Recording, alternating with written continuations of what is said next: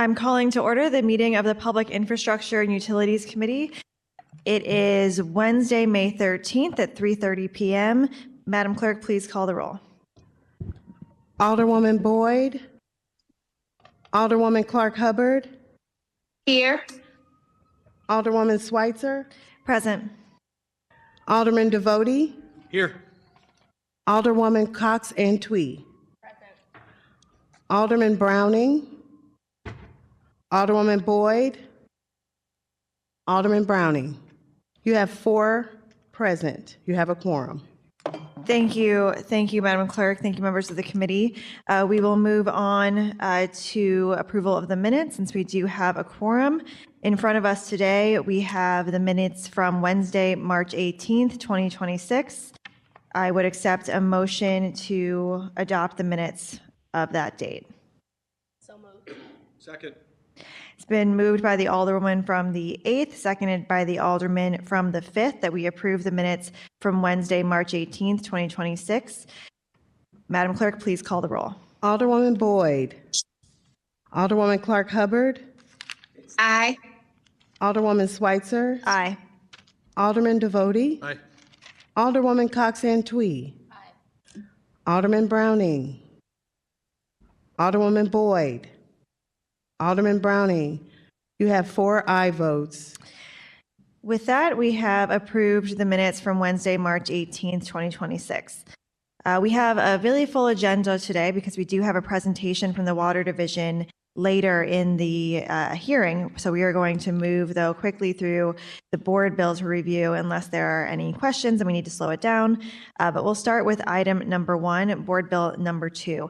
This is a board bill that I am carrying, and it's very simple. It is an ordinance recommended by the Board of E&A allowing the city to accept a community water fluoridation equipment repair and replacement funding.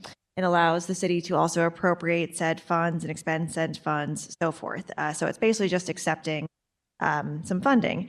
The Water Division is here to speak about about their rates and about their capital project later in the meeting, so they are here today if folks have any questions. Commissioner Patel, do you have a moment to just say 1 or 2 things or about that funding and what we're doing with this bill today? Sure. Thank you for having me. You might need to turn your mic on. So my name is Neeraj Patel. I'm the Director of Public Utilities. This bill authorizes the Water Division to utilize funds for a fluoridation grant. We would put the funds to use to upgrade our equipment that we use to provide fluoridation for dental health, to meet regulatory standards. We add fluoride to the water to a dose. There is a background level of fluoride in the water in the river, the source water that we take in. But this is something that we do, and we have to maintain those systems that are assets of the Water Division. This grant allows free funding to come in to support maintaining that asset. The work that we intend to do is on the storage tanks that we use for the fluoride.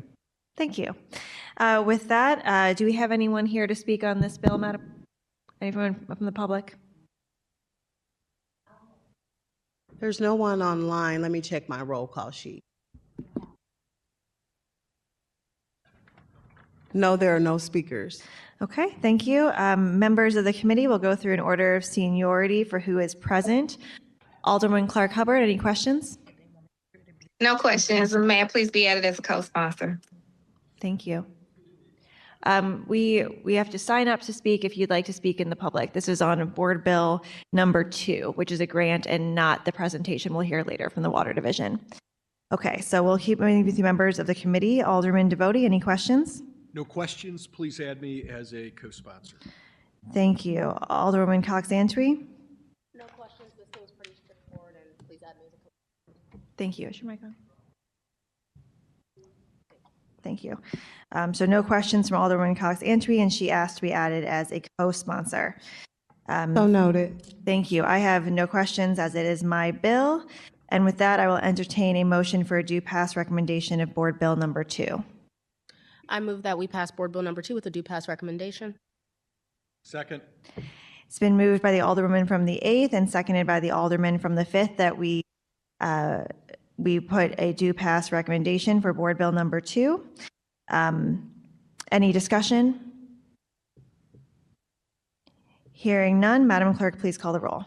Alderwoman Boyd. Alderwoman ClarkHubbard. Aye. Alderwoman Schweitzer. Aye. Alderman Devotie. Aye. Alderwoman Cox Antwi. Aye. Alderman Browning. Alderwoman Boyd. Alderman Browning. You have 4 aye votes. Thank you. With that, we have sustained the motion from the Alderwoman from the 8th, and we have a do pass recommendation for Board Bill number 2. We will move on to item number 2, Board Bill number 11. Alderwoman Shameem ClarkHubbard, you are recognized. Thank you, Madam Vice Chair, members of the committee. Board Bill number 11 is continues to speak to the nuance of how we have to do these speed hump requests in the city of St. Louis. For anyone who might be wondering why this is the second bill now I've done for this block, is simply because this is a lengthy block and only one speed bump was installed on this block. The neighbors are crying out still for some traffic calming on this block. And so instead of me being able to just request and approve another hump, I have to go through the entire process again. So again, I'm looking forward to us changing that, and I'm asking for your favorable consideration and a do pass recommendation to install additional speed humps through Board Bill number 11. Thank you. Is there anyone here from the public to speak on Board Bill number 11? No, we don't have any speakers at this time. Thank you. Since this is a pretty traditional speed hump bill, I'll simply ask if anyone from the committee has any questions to raise your hand. Let me know. Seeing none, Alderwoman ClarkHubbard, you're recognized to close. Thank you. I renew my ask. Thank you so much. I will accept a motion for a do pass recommendation of Board Bill number 11. So moved. Second. It's been moved by the Alderman from the 5th, seconded by the Alderwoman from the 8th, that we have a do pass recommendation for Board Bill number 11. Madam Clerk, please call the roll. Alderwoman Boyd. Alderwoman ClarkHubbard. Aye. Alderwoman Schweitzer. Aye. Alderman Devotie. Aye. Alderwoman Cox Antwi. I'm sorry. Aye. Alderman Browning.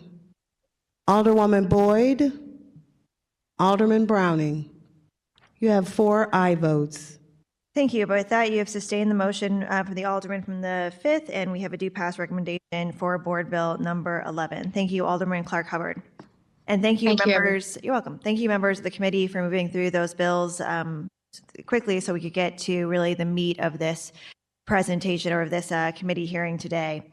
Today in front of us, we do have the Water Division. As many people know, probably everyone watching this hearing, the Water Division has put forward a rate proposal for increasing the rates that water users pay in the city of St. Louis.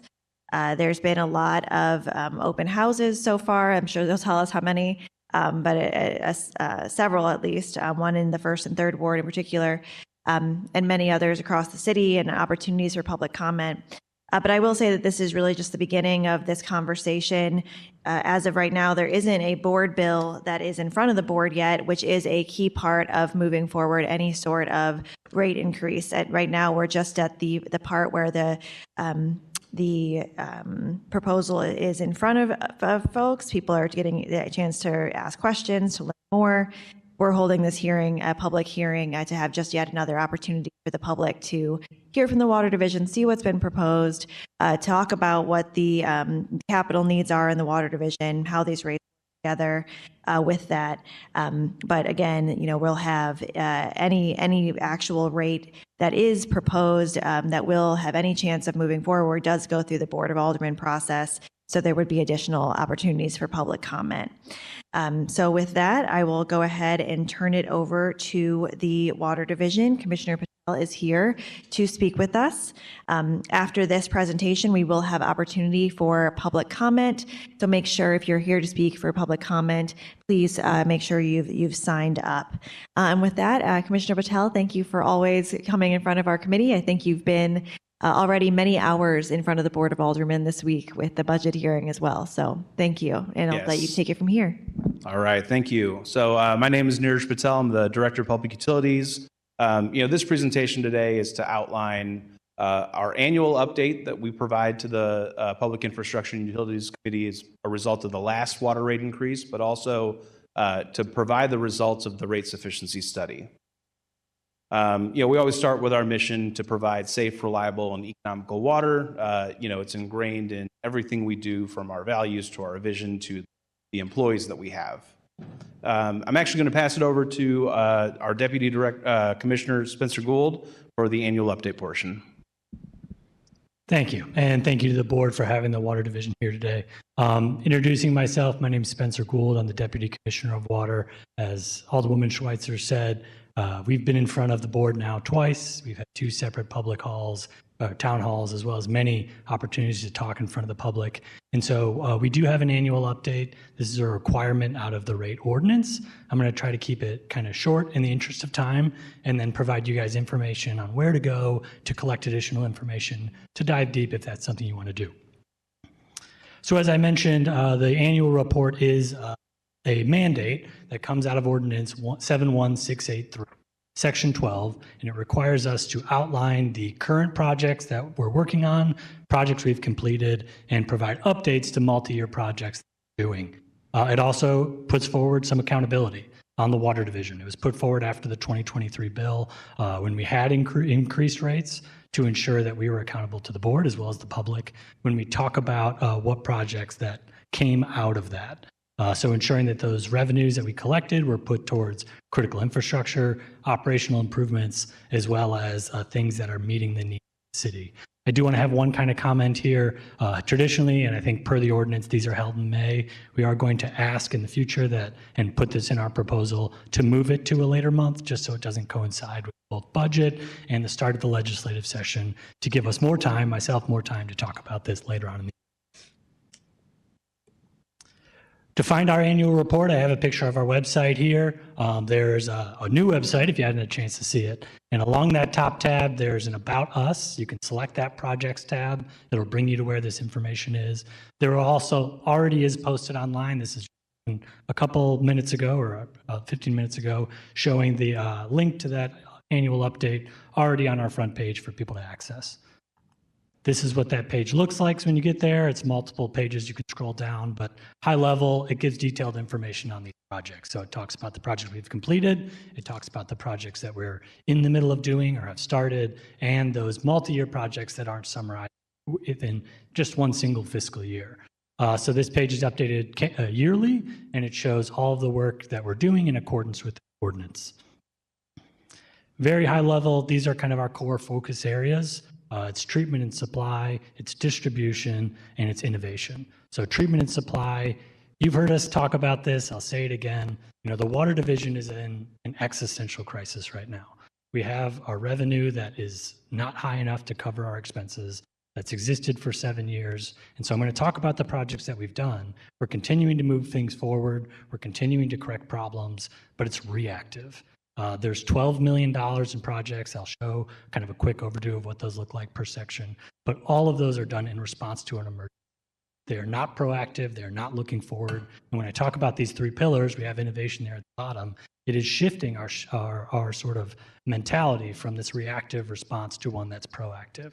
So treatment and supply, it's going to be all those projects dedicated to maintaining and refurbishing that critical infrastructure that's past its respective required life or intended life.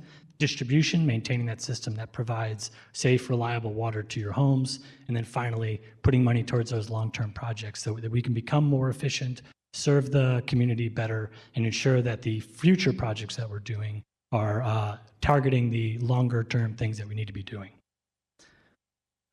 What that looks like as a breakdown, this is just showing kind of some of the projects we have by section.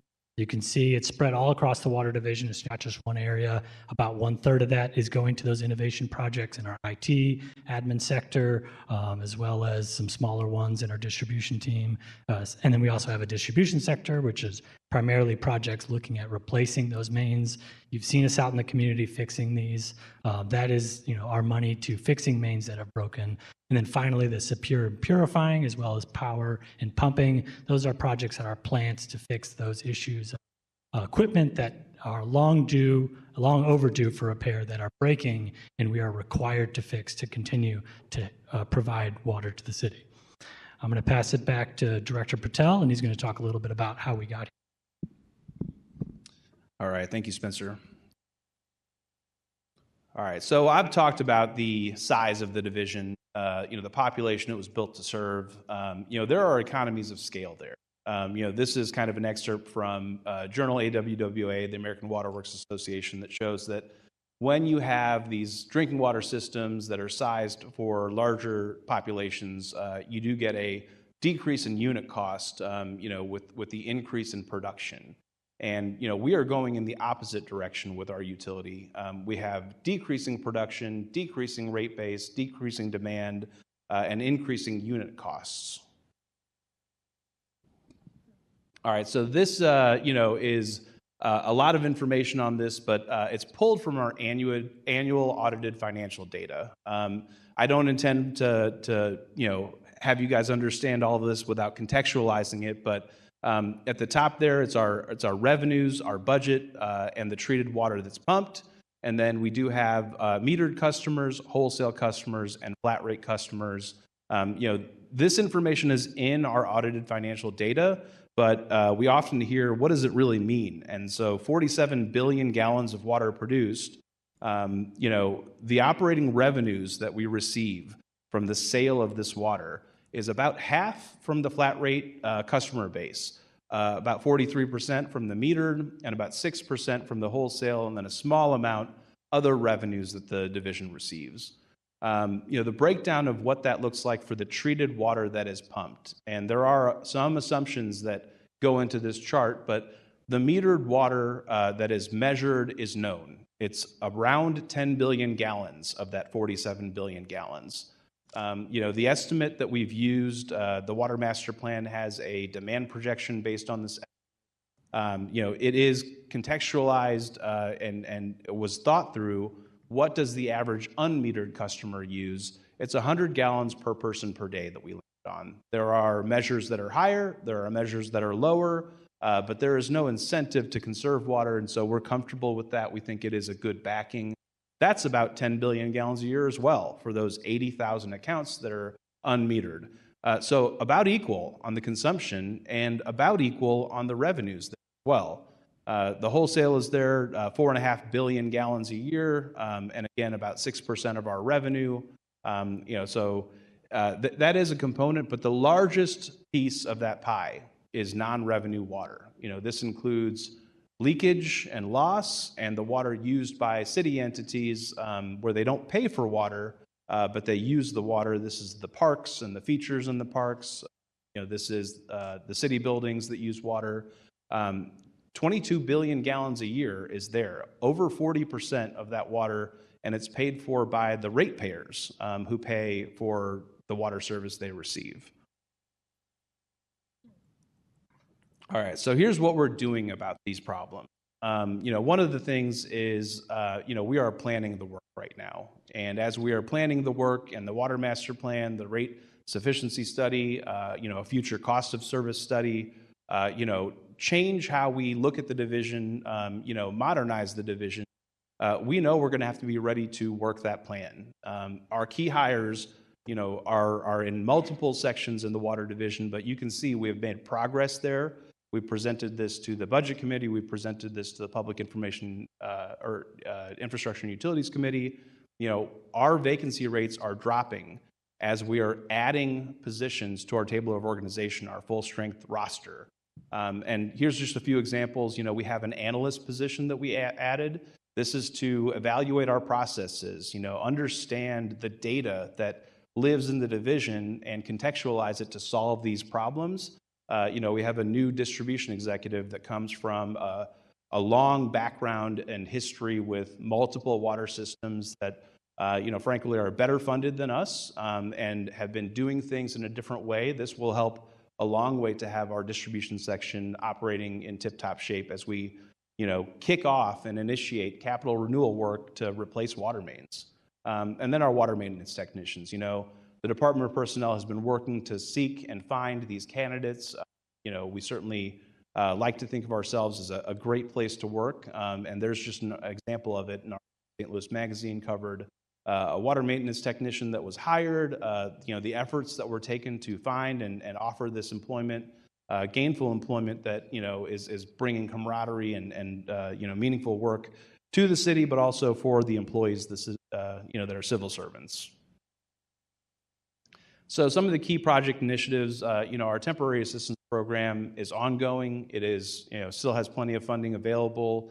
We know we have helped over 700 people with this program, but we are shutting water off. Over 1,300 accounts have been shut for delinquent balances. Most of these accounts contact us to get their water turned back on. They enter into a repayment plan or pay the balance in full. This is working to reduce the delinquent balance owed. This is not forgiven debt. This is still debt that is owed, and we've reduced that number 11% from the peak at $14.5 million to $12.8 million today. We continue to work with our customers, to get that balance drawn down and keep essential water service on. The Water Master Plan I mentioned is one of the most important projects that we're doing right now. This is planning for the work of the future, the strategic plan for the direction the division needs to go in, and we are working to make sure we have staff ready, but we also need to make sure we have revenue ready to support that. And so, the rate sufficiency study and the presentation we'll give in a little bit here to go over those recommendations is going to go a long way to kick off and lead that work to have the funding available. Our lead investigations continue as well. This is grant dollars that we've gone after in federal funding. It is important that we do that as well. As we're talking about a proposal to raise water rates, supporting our at-risk customers is extremely important. Affordability is, certainly a challenge in water utilities across the country. We have one of the most affordable rates out there. It's less than 1% of the median household income, whereas the EPA defines an affordability challenge at 2.5%.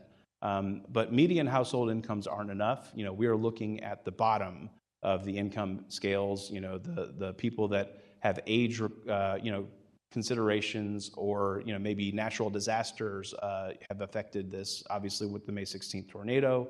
We are working with elected officials to figure out how to address this, to have an affordable rate for those folks when we do put a board bill out there. So.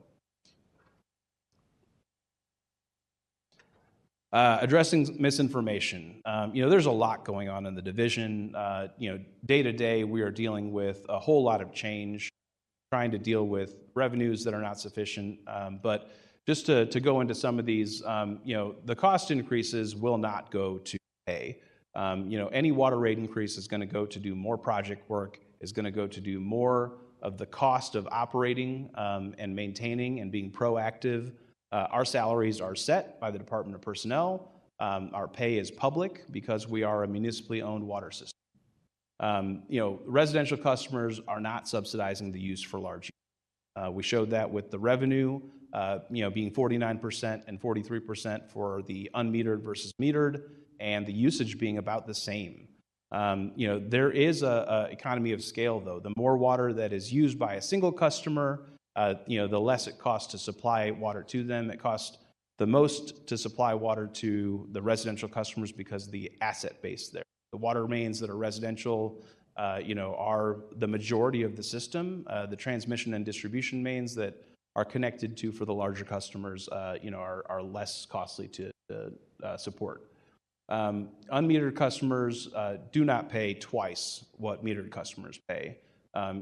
We've run the numbers, and again, you have to make some assumptions, but at 6,000 gallons per month, a number that is used in the industry, we know that the unmetered customers pay about $6 more for unlimited access to drinking water. We think that's a pretty good deal. It's one of the lowest rates still, in the region and the country. This structure is something that we hear people enjoy. They can use water as they need to without worrying about fluctuations in the bill. Unfortunately, sometimes leaks do occur in the home and the internal plumbing as well. And those aren't paid for by those unmetered users because we're not measuring what is being consumed in the home. So The last rate increase is not funding for meaningful capital renewal. It was emergency, it was reactionary. We are looking to be proactive right now. Simply the last rate increase was thought to be able to stabilize things, and to some extent it did. It allowed us to continue operating, but we still had deficits year over year, and including last year and this year. Large customers do not use a significant portion of the water. I think we showed that with the pie charts from earlier, but we've heard that the large system customers do use more, and certainly some of the largest ones use more, but it's about equal. The metered customers, all of them combined, use about the same as the unmetered, based on some of the assumptions we've made in the study. And lastly, water meters are an important piece here too, but we simply do not have the funding to address that all at once. But we are working on legislation. You'll see a lot of things changing in the water division, but to address that when it makes sense, when development is occurring, when construction is occurring, when major renovation is occurring, but the water division would have to pay for and install all of those meters, and the customer, the property owner, would have to pay for the infrastructure where we would install those meters. And lastly, this is kind of what we're talking about here. What are the impacts? What are the implications of not acting here? One of those photos you see is the 60-inch water main break that flooded the highway, Highway 40. In Michigan, a boil water advisory that affected an entire community. We've certainly had those here in Jackson, Mississippi, a water crisis where the water is not safe to consume, a complete system failure due to issues with utility management, issues with funding and rates not being set adequately, and aging infrastructure. And very recently, just this past Sunday on Mother's Day, a system, the Great Lakes Water Authority, going on air saying that we have a crisis. This is not a drill. We will run out of water today for an area approximately 35 square miles, half the size of St. Louis City. They had a single water main break on a 42-inch line that was going to take over a week to repair. They were evacuating elderly. They were reaching out to the hospital systems. They were putting, no water use restrictions other than essential to maintain emergency access for firefighting, to maintain public safety. This is a crisis that is happening, in a city that's real, impacting residents. This is not something that, we are immune to if we are not taking care of the assets that we own. And with that, the rate sufficiency study. Thank you. I might pause you right there. I'm going to Sure. pause you right there and just go through questions on the annual report first from the members of the committee, because they're just two separate things and they're related, but I saw some furious note taking over here. So I just want to make sure that we are able to separate that out a little bit. Alderwoman ClarkHubbard, any questions so far, knowing we will be talking about the rate sufficiency study next? Yeah, thank you, Madam Chair, Vice Chair. I have some questions, but I also want a little more context shared, I think, to take advantage of this public platform and this opportunity. First, to thank Director Patel and Commissioner Gould for the tour that I received of the Chain of Rocks water treatment plant. It was sobering. It was fun for me. Everybody knows I'm a history nerd, so learning a lot of the stuff and seeing a lot of the stuff, but also going so many feet below the river and just all of the different things. I think people need to really know, as was stated here, that seeing it with my own eyes, I concur that this is not a drill. I shared that in a meeting in the neighborhood, one of my neighborhoods, Kinker de Bolivar, on Monday. I think that we should share the dates, right? When these plants, when they were built, and even some of the updates. Listen, what Commissioner Gould shared, that some of these structures and these plants were built. They brought those things in on mules and buggies. Okay, so it's real how old and dated this stuff is, and knowing that that critical infrastructure piece is so important now. I hate that this can has been kicked so far down. And I do believe that this is the board and we are the ones that will get this right for our water department. So I do, if you please indulge me on that, not just the history nerd to me, but I think our residents need to know, because when you hear the dates and you hear what some of these needs are, then it'll make sense why we cannot wait any longer.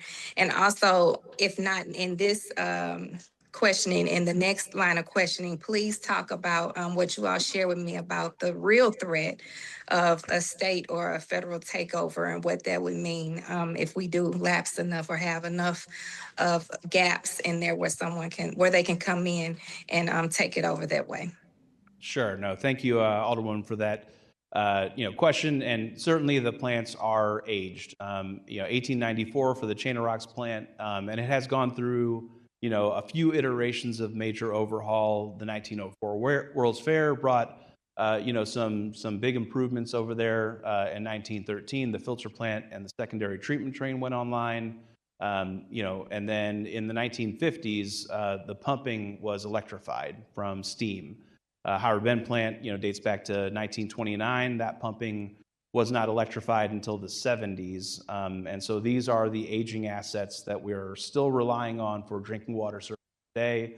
A filter plant from 1913 and 1929, and pump stations from the 50s and 70s. And also, just to speak to the risk of inaction, the risk of failure, water service is critical. We are regulated to provide safe drinking water. If we are not meeting our regulatory requirements, and that is at risk, then we will have an EPA coming in, or a state regulatory agency looking for outside help, and that will come at a large expense to the customer base if the utility is privatized, or if we are mandated to go onto a schedule of improvements. And I will say the consultant that we have for the rates sufficiency study, they've offered to come in, and I do think they have a time requirement if we are able to get to them at some point. Okay. Thank you. Thank you. Thank you. And one more thing I think that better aligns with this presentation versus the next, when you talked about the assistance program, is there any grace for businesses or commercial properties within their bill payment or any kind of granting that were in the tornado impacted area? And if there's something that can be answered today, I just wanted to flag it because I have heard from a few off of one of the major corridors in the 10th Ward. Sure. We are, always thinking about the people who are having trouble paying the bill. We can't forgive the debt, but we can go into a structured repayment plan, maybe structure some payments differently to make sure that people can pay that balance down if they do have a past due balance and want to avoid, being shut off. We bill quarterly. We can talk about a monthly structure that helps a lot of people. And just for clarity, make sure I said it right and asked right. I know we had that for residential, but I was asking this time about business and commercial properties. Is it the same answer? Okay. Yeah, we offer that for all of our customers, who have past due balances and are trying to get back on track. Again, the goal is to get that paid down, and get them back into paying regularly. But we do work with commercial and industrial customers too. Okay, thank you so much. Thank you again for the time, for the tour, the time today. For you, what I saw and during that tour and after that tour, I felt bad about the way I text you, Director Patel, because with you managing all of that, and then I text you about water main breaks in the middle of the night, and you respond. No problem. That makes all the difference in the world. So again, I would never want to miss an opportunity to publicly thank you. Listening, for the public that's watching, I literally saw money going down the drain. Right? Yeah. Because this in the filtration plant, this is water that has already been filtered, treated, all of that. And when you go down into the bowels of it, you see clean water pouring down from, again, critical infrastructure needs that needs to be repaired or a new plant, you know, whatever we need to do. I just think now that we can't say it enough. We can't share it enough. I know we have the number one cheerleader in Alderwoman Schweitzer, so she knows I'm part of her squad, been part of her squad, but even now more than ever seeing it with my own eyes, I almost liken it to the initial blow of people not saying, oh, we're getting rid of recycling, right? But once they learned the amount of money that we were losing with the way we were doing it and trying to turn around and do it the right way, many of the people I know that I dealt with on a day-to-day interface with, they get it. Our residents get it, and they absolutely get the value of clean water. So thank you for all you all are doing. Thank you for letting me take the time. I'm Alderwoman Schweitzer, and I'm looking forward to the second presentation. Thank you so much, Alderwoman. Alderman Devoti. Yes, I've got one comment and then a very brief question. My comment is, you and I have spent a fair amount of time together already this week. I would direct or inform members of the public who are watching this presentation that both you and Mr. Gould appeared in front of the Budget Committee this week and both made a presentation looking forward at the 26-27 budget, but also answered questions for over an hour and a half of committee members. That presentation, of course, was presented by STL TV and is on YouTube. And for members of the public that would like additional information looking forward, my comment would check that out. Very basic question. You know that I like asking about terms of art.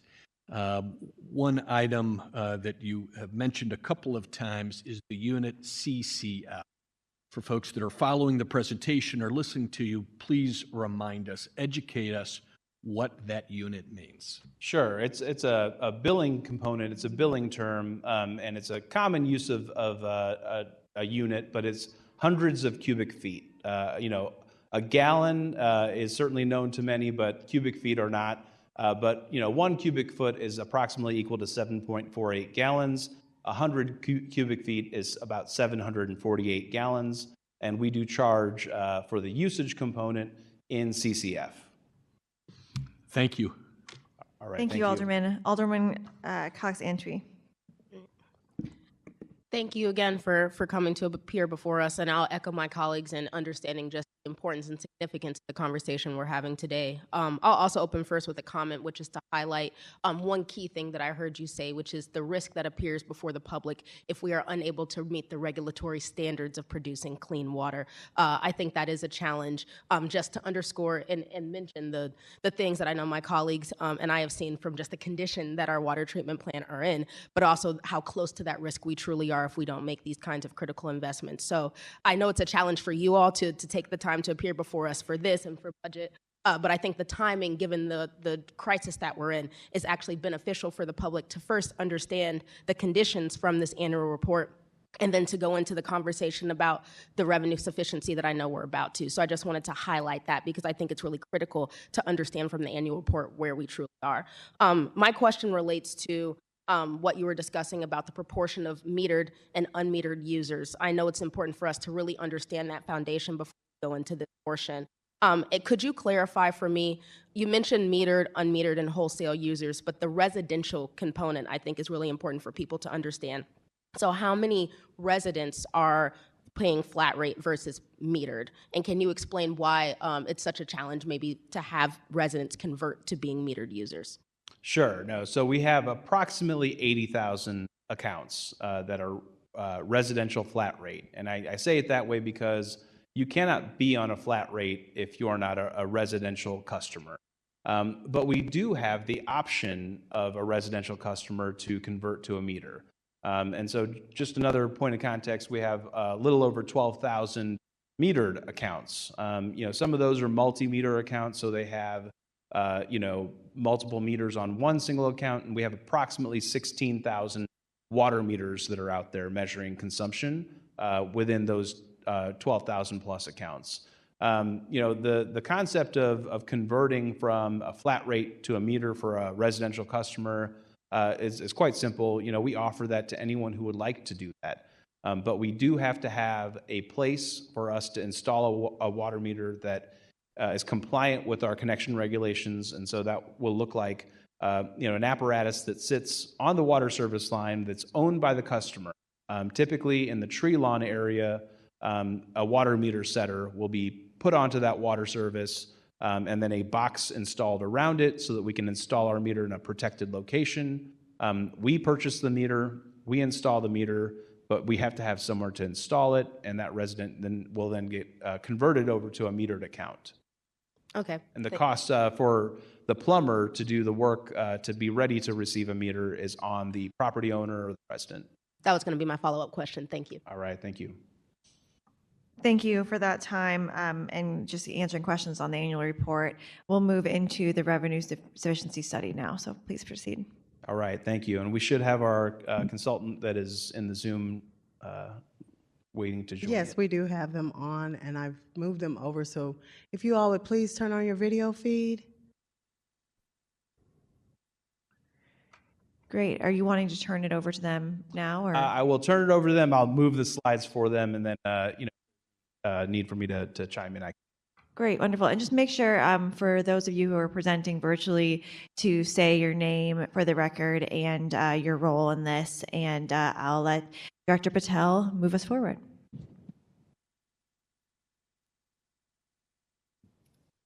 Good evening, everyone. Hello, Hope you welcome. can hear us. Yes. I'm Prabha Kumar from Black & Veatch. I'm a managing director, and I'm the project director on this engagement. Wonderful. Please proceed. Alberto Morales with Black & Veatch. I am the project manager for the revenue sufficiency study.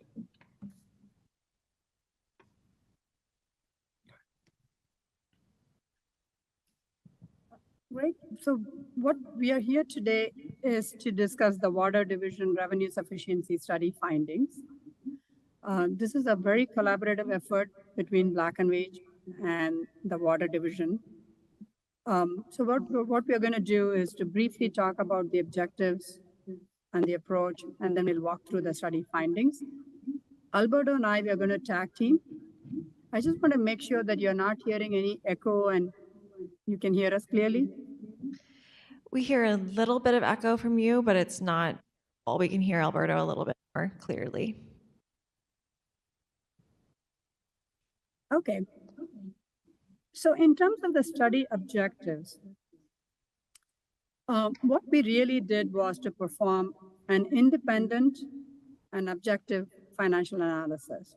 So what I mean by that is we gathered the data from the city, we requested the data, we gathered the data, we did our own independent review of the information. And when I say review of the information, and using the information in an independent manner in doing the modeling, doing the financial analysis.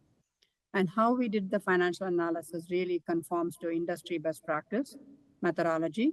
So what I mean by that is the American Water Works Association, AWWA, has clear guidelines on how to do a water financial planning and rate study.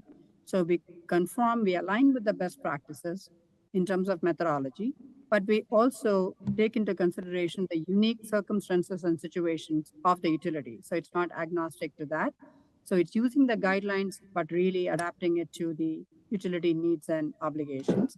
And then we did really a data-driven analysis. So this is a study where we gather different types of information, and we'll talk about it as we go along, from operations and maintenance cost to the capital program cost and all of that, and financial policies, the debt service the water division has. We gather all of that information, and then we do a data-driven analysis. And when we do the analysis, when we develop the financial plan, there are some key principles that we abide by. And when we talk about a financial plan, the financial plan is really governed by certain very fundamental principles. The first principle is that the plan we develop should help the water enterprise fund to be self-sufficient, and which means it should cover 100% of the operations and maintenance costs. It should support 100% of the operations and maintenance costs that's there in the budget.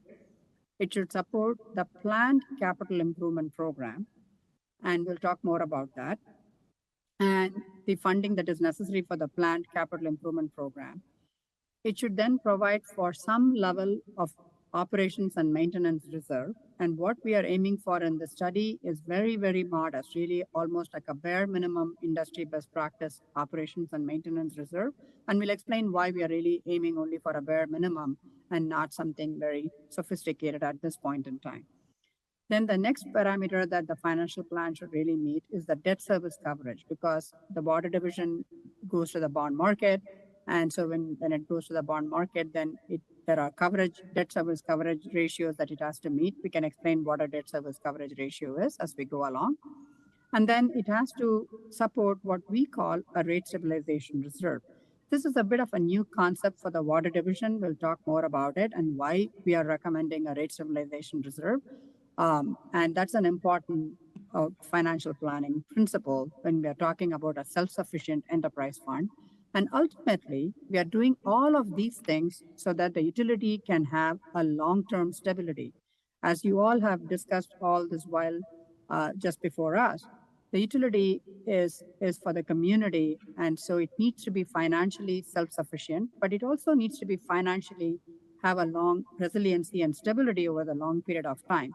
So this really sets a pathway for getting there in terms of financial stability. So we take all of these principles into consideration when we did the study.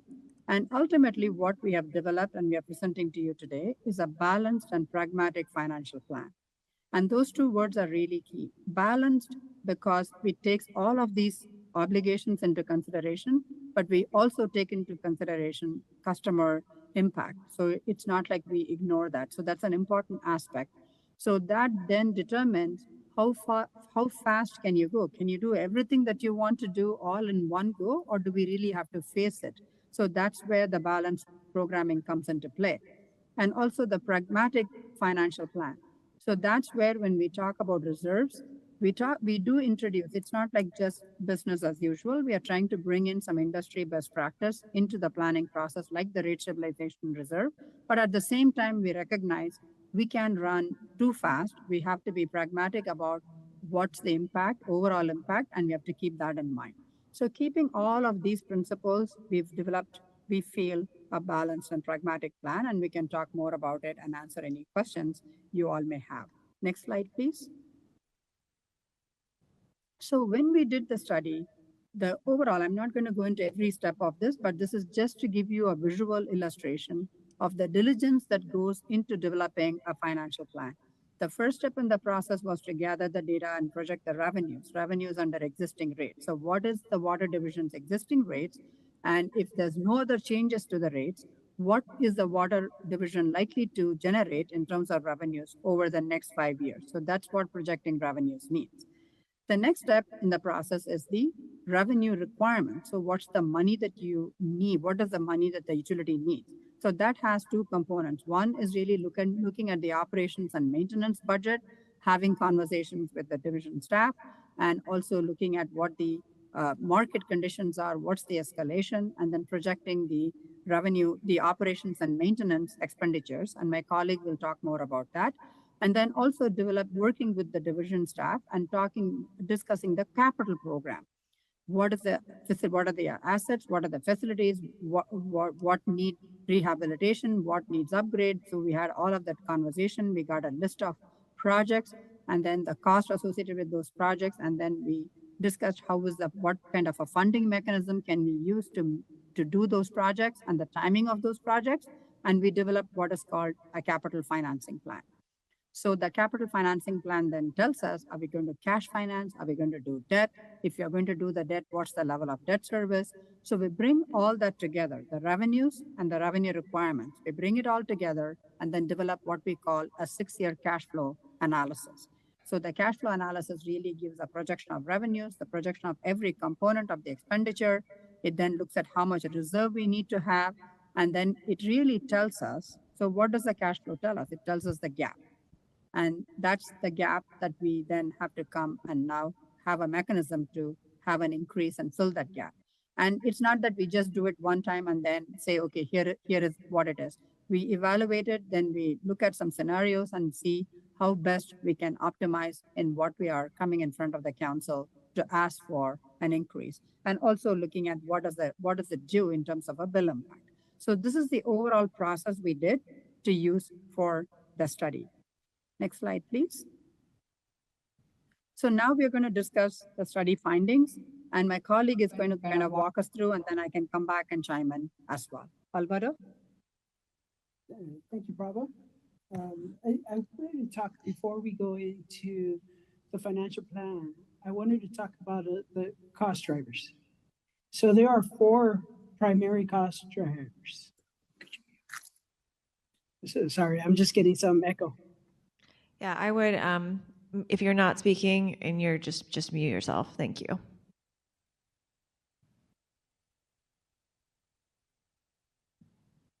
Now we're not hearing from you, Alberto. Okay, can you hear me now? Yes. Oh, perfect. Sorry about that. That's okay. All righty. So I wanted to talk about the key cost drivers that went into the financial plan for the 6-year period. They were primarily 4 cost drivers that really kind of drove the need for the increases. I'll start off with the first one, which is the significant capital program. As Neeraj might have mentioned, you know, some of the capital needs that are going to be needed over the next 6 years, which is the span of our financial plan, but also over maybe the next 10, 15 years of just improvements to the water system. But for the financial analysis, we looked at the 6 years. And in those 6 years, we identified that there was about $442 million worth of CIP to be executed over the next 6 years. So that is one of the key drivers. Then the next key driver is just a consistent increase in O&M costs, right? As we know, even in the periods that we're living, you know, operating costs have increased for a variety of reasons. That includes just, you know, that includes your labor, that includes your chemicals, that includes your electricity. All of the things that are pretty common to a regular household are very common to a utility as well. So any increases in typical household items also impact utilities. So understanding that there's going to be increase associated with the operating costs, we incorporate that as well. So our anticipated increase as a whole revenue requirements was about 3.2% for operating expenses. Then the next item is establishing an O&M reserve. The O&M reserve, and I'll briefly touch on it. Probably she'll go a little bit more into detail, but the establishment of the O&M reserve is really intended to give you a little bit of a buffer in case there is unexpected emergencies or you know, there is a decrease in sales, for example, that will require additional revenue that you cannot necessarily go ahead and increase the rates right away.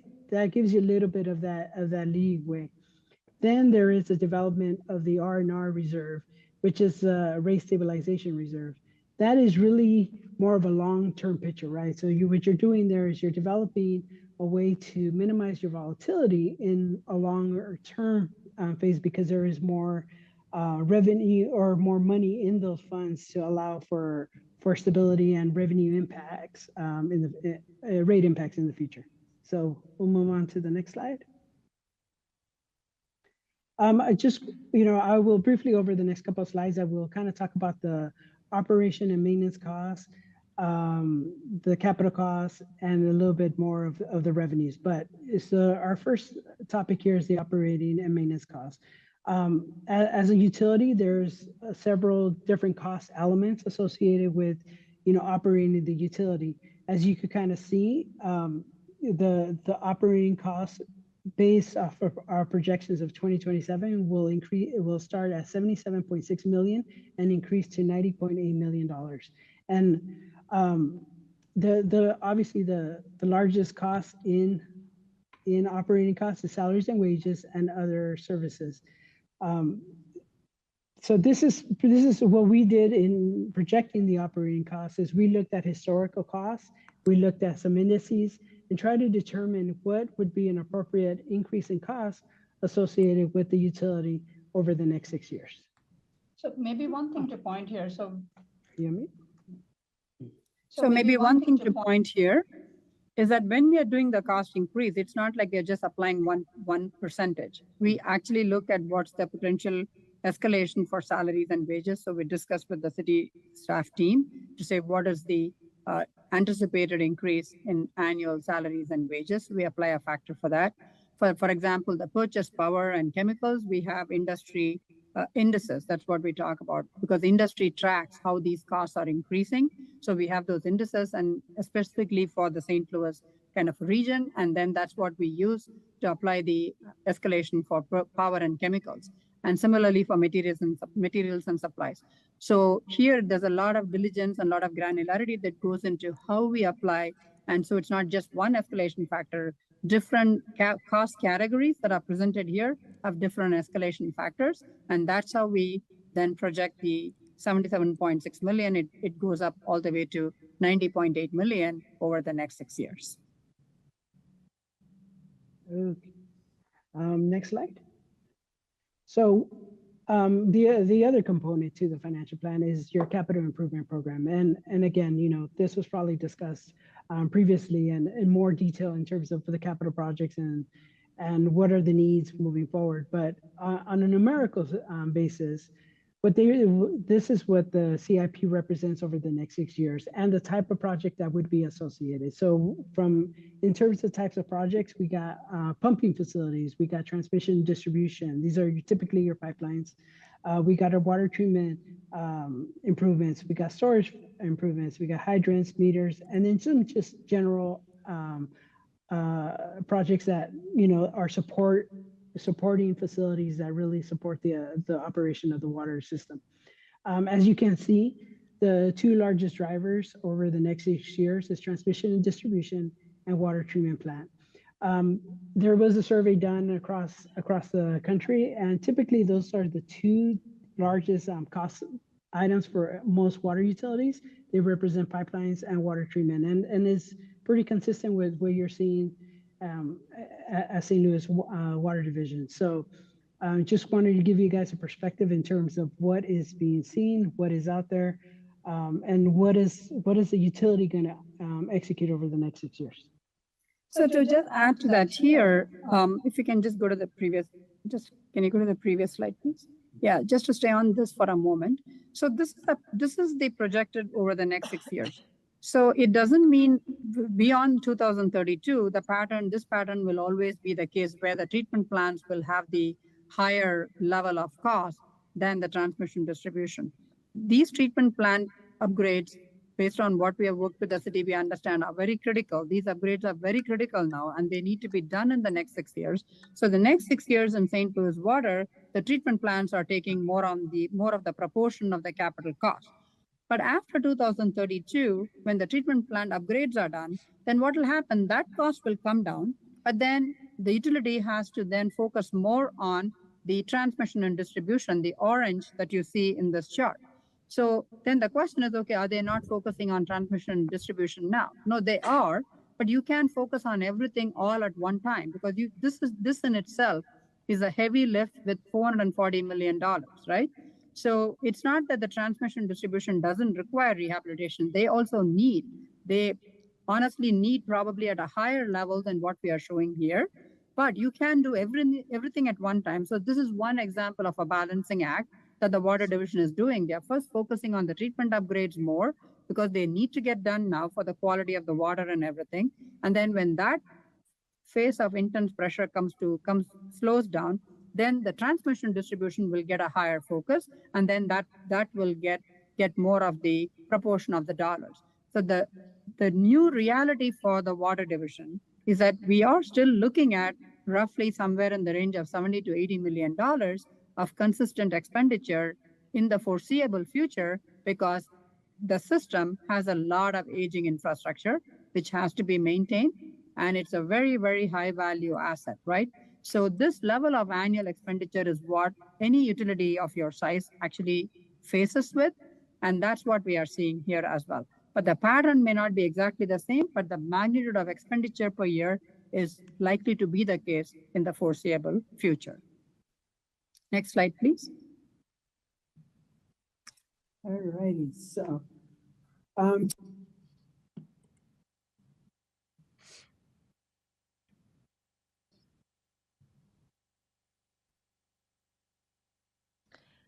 Oh, I think you're either frozen or muted. I am muted. Sorry Okay, about yeah, that. your picture is Yeah. very small for me, so I can't always tell. Thankfully, Spencer's No on it. worries. Thank you. All right. So to execute the $442 million CIP over the next 6 years, we had to develop a funding strategy, a strategy of how are we going to finance these projects. Well, we looked at several sources, right? We looked at revenue bonds, we looked at state revolving funds, we looked at cash. Through some of our previous scenarios, we also looked at like WIFIA, for example.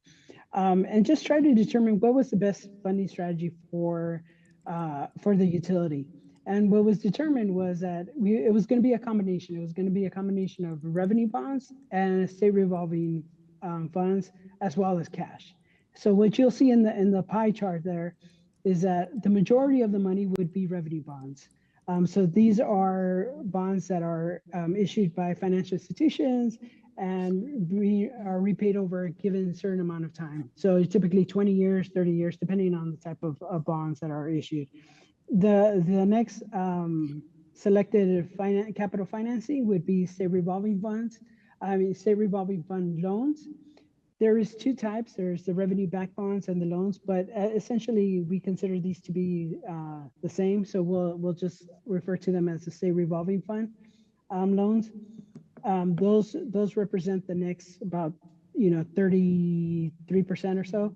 And then we have cash financing. So when cash financing is an important element to understand here, because when we're talking about cash financing, this is money that we are taking in from rates, right? So whenever we're increasing rates, we're using some of that rate money to pay our operating costs, but we're also using some of that money to pay capital financing, right? Using it for capital financing to pay some of our projects.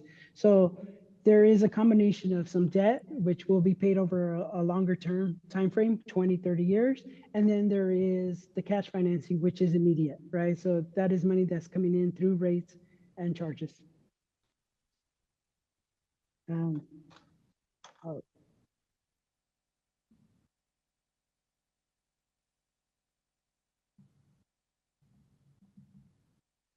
Okay, sorry about that. I got muted accidentally.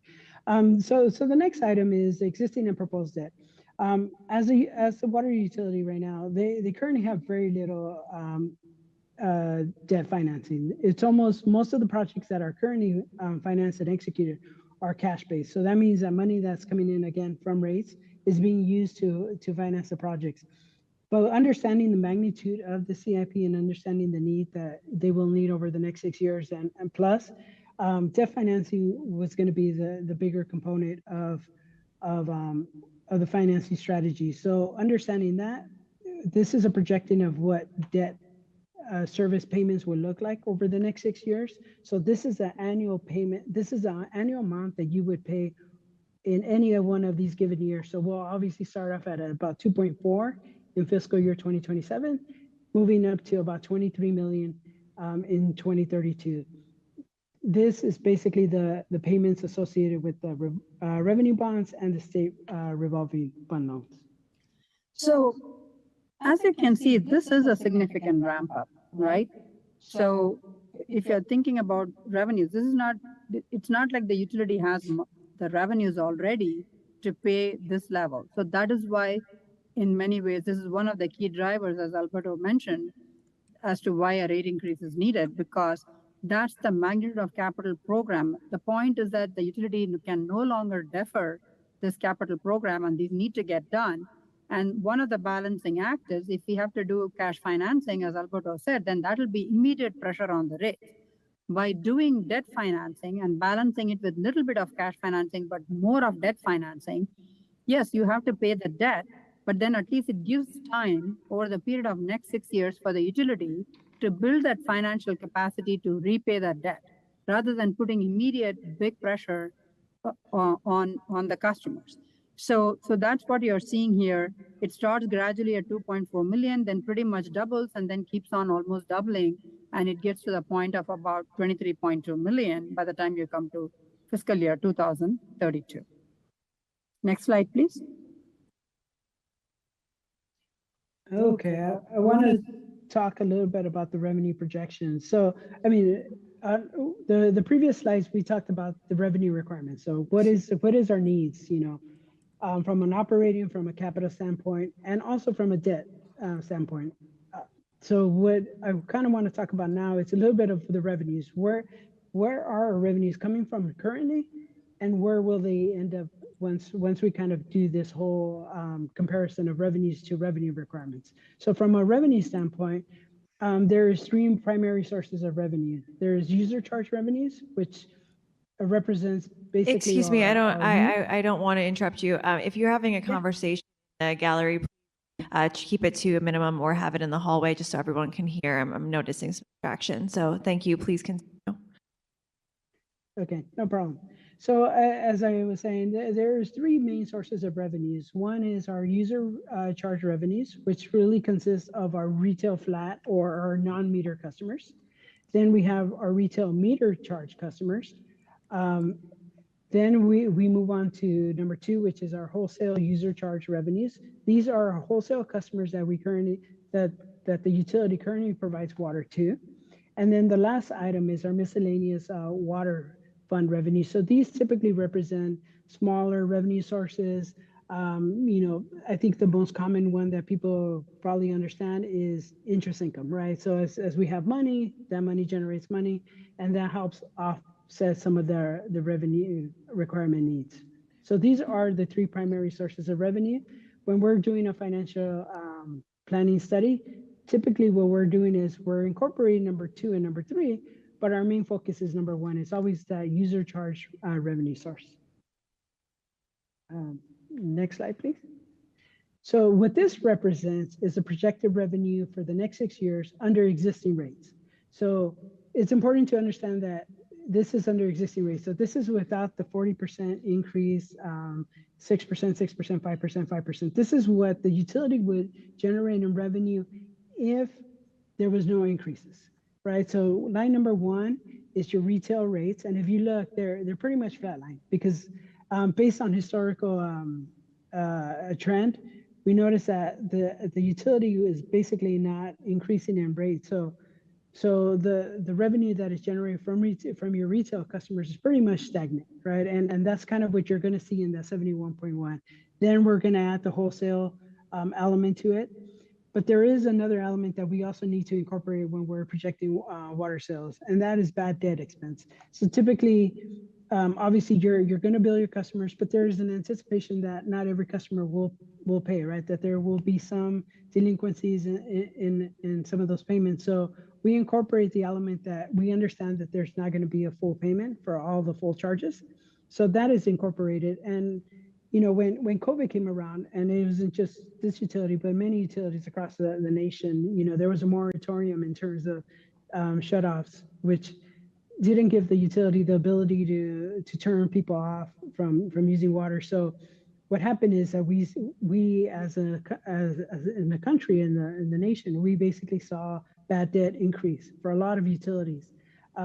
Now that kind of moratoriums have kind of gone away. So it's given the utilities an ability to have a little bit more control. So we anticipate that, while the bad debt is still there, it should start decreasing in a couple of years in about fiscal year 2029 and forward. So that is the last element that's incorporated in the water sales. So again, we end up at about 74 million roughly in water sales. Then we add the other revenue sources. So this is the other miscellaneous revenues, the interest income, operating from non-operating revenues. So that brings us up to a total revenue about $76 to about $78 million over the 6-year period. Next slide. Yeah, perfect. So on the next slide, I will pass it over to Prabha. Sure. So we kind of explained this a little bit, but we wanted to show you again in a summary. So in summary, what we are saying is we look at all the revenue sources, and that tells us what could your revenues be if you don't do anything with your existing rates, what your revenues will continue to be over the next 6 years, which is what Alberto showed in the previous slide. And that is what we call cash in, right? It's on a cash in basis. So that is why we even account for delinquency, because what you bill is not all, you're not going to collect 100%. That's not realistic. So that's a cash in. And then we'll talk about the rate stabilization fund soon, because right now you don't have a rate stabilization reserve. So we'll talk about that, how we are showing it in the financial plan. So the cash in is the 77 to 78 million that we are projecting year after year over the next 6 years. So then what are the cash out? You have to meet your 100% of your O&M requirements. So that is one cost. The second cost is a debt service associated with that $440 million 6 years of CIP program that Alberto just talked about. He also showed in the pie chart a small amount of cash financing of that $440 million. And then what we are trying to do in the study, in addition to those three cost drivers, we are also saying that the utility of the size of St. Louis Water should at least have a 90 days of operating reserve.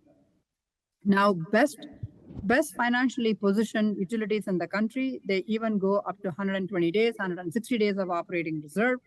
But it's difficult for us, as you will see in the financial plan, to get there right away. So what we are saying is in this 5-year period, let's aim for at least achieving 90 days of operating reserve. And then also some level of rate stabilization reserve, which will help that rate stabilization reserve is on top of the operating reserve. So we'll talk about that as well when we actually show you the numbers. So those are all things that we are saying are the requirements, which is basically cash out in a sense. So then we look at when you put the cash in, the money that's coming in and the expenditure obligations that we have, including the reserves, then we look at what's the funding gap. If there is no funding gap whatsoever, then of course you don't need a rate increase. But if there is a funding gap, that's when we need a series of annual revenue adjustments. So as you can see, the key thing here is we don't do this analysis with just 1 year in mind. That's why we take a 6-year look, because when you do a 6-year look, then you have the ability to do a little bit of balancing across all these parameters. And then once the revenue meets the revenue requirements, then what you're really left with will be modest levels of operating reserve balance and a rate stabilization reserve balance, both of which are critical, and we'll talk about it when we actually show you the numbers. Next slide, please. So now what we are going to do is really talk about the financial plan.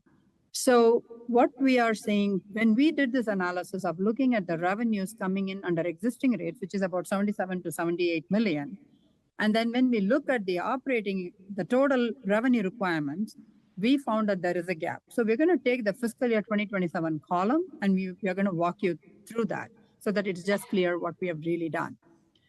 What we are finding is in fiscal 27, you need a significant boost in increase, which is a 40% increase in revenue.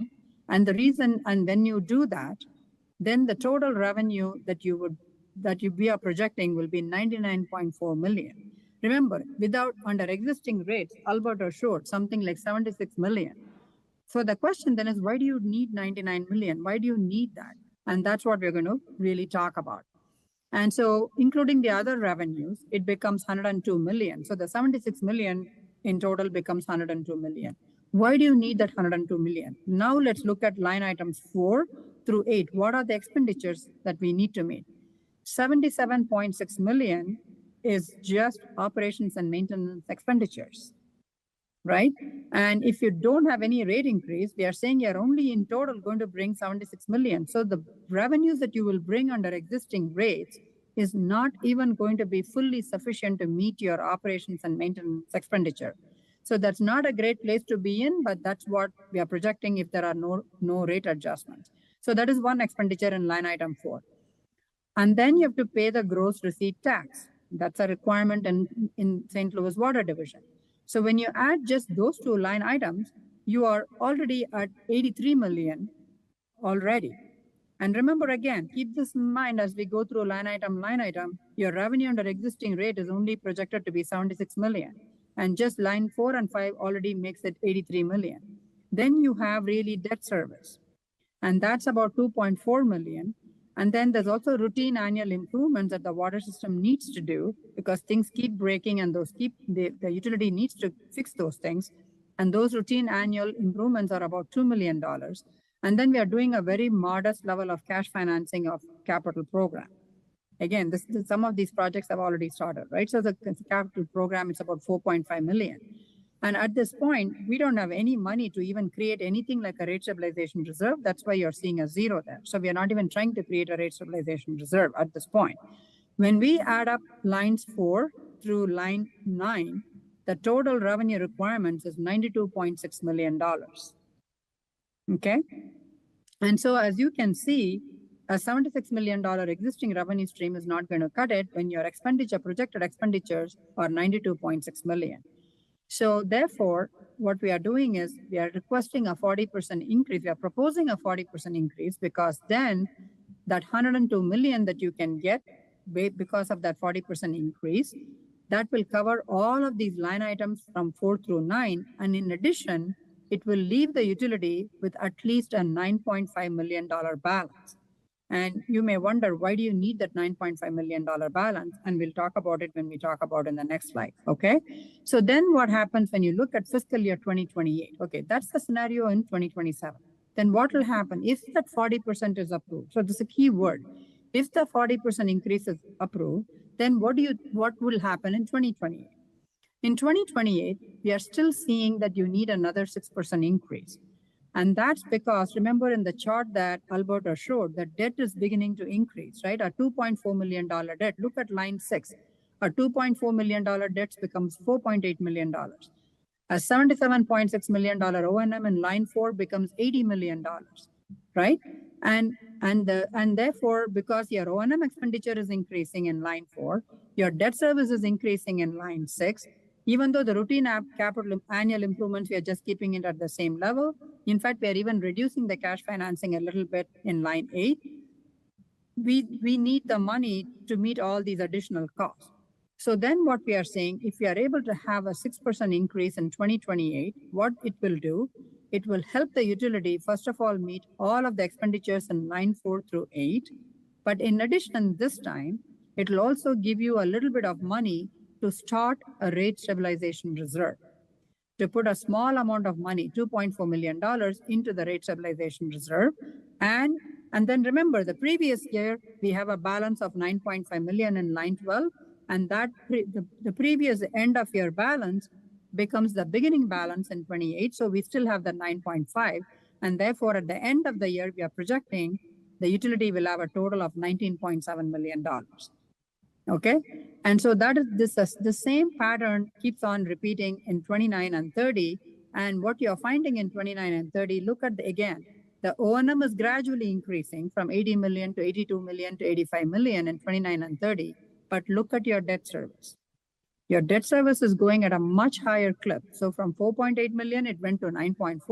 From 9.4, it's going to 13.8 because of this massive $440 million of CIP that you're trying to accomplish over the next 6 years. So because the debt service is rising much faster, our rate increases have to be there to accommodate that increase in O&M cost, increase in debt service. And then we are also gradually beginning to increase the cash financing. So if you're wondering why are you trying to increase the cash financing, because the utility cannot be heavily leveraged. If you keep on borrowing debt, then you're actually paying a lot more cost for your capital projects, right? Because of the interest payment that you have to pay. And therefore you balance it with the best industry practice is to balance it with at least some modest levels of cash financing. So that's why in 29 and in 30, we are beginning to show some modest levels of cash financing of the CIP. And the 6% increase, if we stay on this practice of 6% increase in 29 and 30, it also helps you build a little bit of more revenue in the rate stabilization reserve. So that year, we'll be able to put another 9.7 into the rate stabilization reserve. In 30, we'll be able to put another 7 million in rate stabilization reserve. And so by the time you come to 2030, you're building a very healthy end of year balance. But then what happens? Look at in 2031, what happens? In 2031, your O&M cost is going up to 88 million. And in line 6, your debt service is now going another 5 million. It's going from 13.8 to 18 million. And you cannot keep on increasing the debt, right? At some point, you have to do more cash financing so that you're not borrowing way too much. And so there now what we are able to do, we are saying we have to bump up the cash financing to about 18.3 million. And then how do we do this then? So what we are doing for all of these expenditures in line 4 through line 8, it's not like we are just significantly increasing the rate. We are only proposing a rate increase of 5% because remember how we gradually built the rate stabilization reserve in 28, 29, and 30? The money that we built in the rate stabilization reserve, that 19 million that we have built over the 3 years, now we can draw down from it. Okay, so we build it over 28, 29, 30, but we are drawing down from the rate stabilization reserve. We are drawing $5.8 million from the rate stabilization reserve so that you can keep the rate increase at 5%. If we did not build the rate stabilization reserve at all, then in 2031, the level of increase you need will be more than 5%. So this is the way we are balancing. We are trying to build it up in 28, 29, 30, and then draw from the rate stabilization reserve very heavily. We are drawing 5.8 million in 2031, and we are also drawing 7.6 million in 2032. Because you can see the debt in 2032, the debt service alone goes from 18 million to 23.2 million. So this is the balancing act that we are trying to do. So we will show you in the next slide, what does it mean in terms of really the fund balances. Next slide, please. So if you look at this, if we conform to this financial plan that is being proposed here, then what will you have after meeting all the obligations? What the utility will have, it will have about, if you look at 28, let's start in 27. If you look at 27, what will happen is that there is really we are starting with a zero operating reserve. That's the fundamental problem we have. So when we ask for the data, we typically would expect some level of operating reserve balance. Here, the response was really there is no operating reserve balance, right? So we are starting with a zero balance. And so, and then we are actually now finally depositing about $9.5 million into the operating reserve. Okay, so that is how we are beginning to build now a nest egg. We are building 9.5 million. And so, and then if you look at the next year of what happens to the operating reserve balance, then we are slowly building it up, the operating reserve balance to 10.2. So you can see here, then we are depositing another 10.2 here. So now the operating balance goes from a 9.5 million to 19.7. In the next slide, we're going to show you what does it mean in terms of days. So remember, we talked about building 90 days of operating reserve. That's what we are trying to do, but we couldn't get to the 90 days even in 27. In 27, we will show you that we are actually less than 90 days, but we are able to get to the 90 days of operating reserve in 28, 29, 30, 31, and 32. And that 90 days translates to 19 million, 20 million, 21 million. It's 90 days of operations and maintenance expenditure, because every year your operations and maintenance expenditure goes up gradually. Remember, Alberto said it goes up by about on an average of 3.2%. Then the reserve also has to go up because you have to keep it at that 90 days of operations and maintenance expenditure.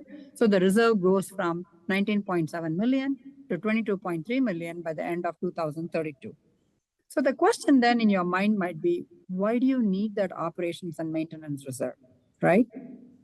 A utility of your size with the community that it has to serve, if there is an emergency, a catastrophic emergency, such as a massive flooding, let's say, right? And because of it, there are some operational issues and the plants have issues and the pipes have issues, or you have real bad winters that you really have some pipe collapse that has to be immediately repaired and replaced, and therefore you have some disruption. So you could have these natural weather-related events, or imagine what we went through 3 years ago. The pandemic came completely unannounced, and utilities that had an operating reserve survived it better. The utilities that did not have an operating reserve, they really struggled because suddenly revenues in some cases dropped. The businesses were no longer consuming water, so the business water consumption decreased, and customers had affordability problems, so enforcement was stopped, so delinquency increased. When all of those things happen, you still have to run the utility, right? The utility has to, it's a 24/7, 365-day operation. And therefore, you need that operating reserve. And that's why utilities, at least what we are proposing as a best practice, to at least have a 90 days of O&M expenditures, so that if ever there's a pandemic or something, you are not struggling. You have something to rely on, okay? And again, to reiterate, highly fiscally strong utilities even have about 160 days of O&M expenses in their reserve, and they maintain it that way, Okay, so that's the operating reserve. Now in the next slide, let's look at the rate stabilization reserve. So remember, in year one, in 27, we don't have any money. Even with the 40% increase, we don't have any money to put into the rate stabilization reserve. We are using the money just to develop the operating reserve first. Then in 28 and 29 and 30, if we have the series of additional rate increases that we propose, then we will be able to gradually build the rate stabilization. You can see each year. In 28, we can put 2.4 million. 29, we can put 9.7. In 30, we can put 7 million. By the time you come to 2030, we would have built about $19.8 million in the rate stabilization reserve. Then from that, in 31 and 32, we are actually withdrawing about $12 million. And so by the time you come to 2032, we will have about $7 million in the rate stabilization reserve. So if you're wondering, why are you building and then withdrawing? We are building it up so that in 31 and 32, when the debt service, remember the debt service chart Alberto showed, the debt service was significant, right? Going up to 23 million. When the debt service spikes up so much, you don't have to spike your rates again like we had to do in 27. We are able to balance it. We build the rate stabilization gradually, and then we withdraw from it. While it does look painful that year after year, we are asking for an additional rate increase, what this really helps the customer base is that it gives them the transparency that the utility is going to build this reserves, and the utility has significant costs coming down the pike in 31 and 32. At that time, the utility doesn't have to come back and say, give me a 20% or a 30% rate increase. The utility is carefully planning and building for that eventuality. And so when 31, 32 comes, yes, your expenditures are going up, but you're not hitting the customers with big double-digit rate increases. So that even the customers can plan their budget because they know what is coming down the pipe. Okay, so that is the balancing act, and we are trying to do it as pragmatically as possible, taking into consideration the affordability and the impact it can put on customers. And the whole goal is we don't want St. Louis Water Division to be in the situation that we are in 27, where we are coming in front of you and asking for a 40% increase, right? We don't want to put you in that situation in the future. So our hope is that with this pragmatic planning, it can be maintained at a single digit of increase and having these good practices of reserve. And so the rate stabilization reserve, the primary role of that reserve is not to spend money for emergencies or catastrophes. That is done by the operating reserve. The rate stabilization reserve is to really help the utility build it up carefully and then withdraw from it.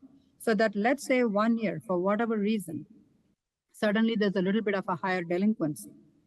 Then you don't have to panic.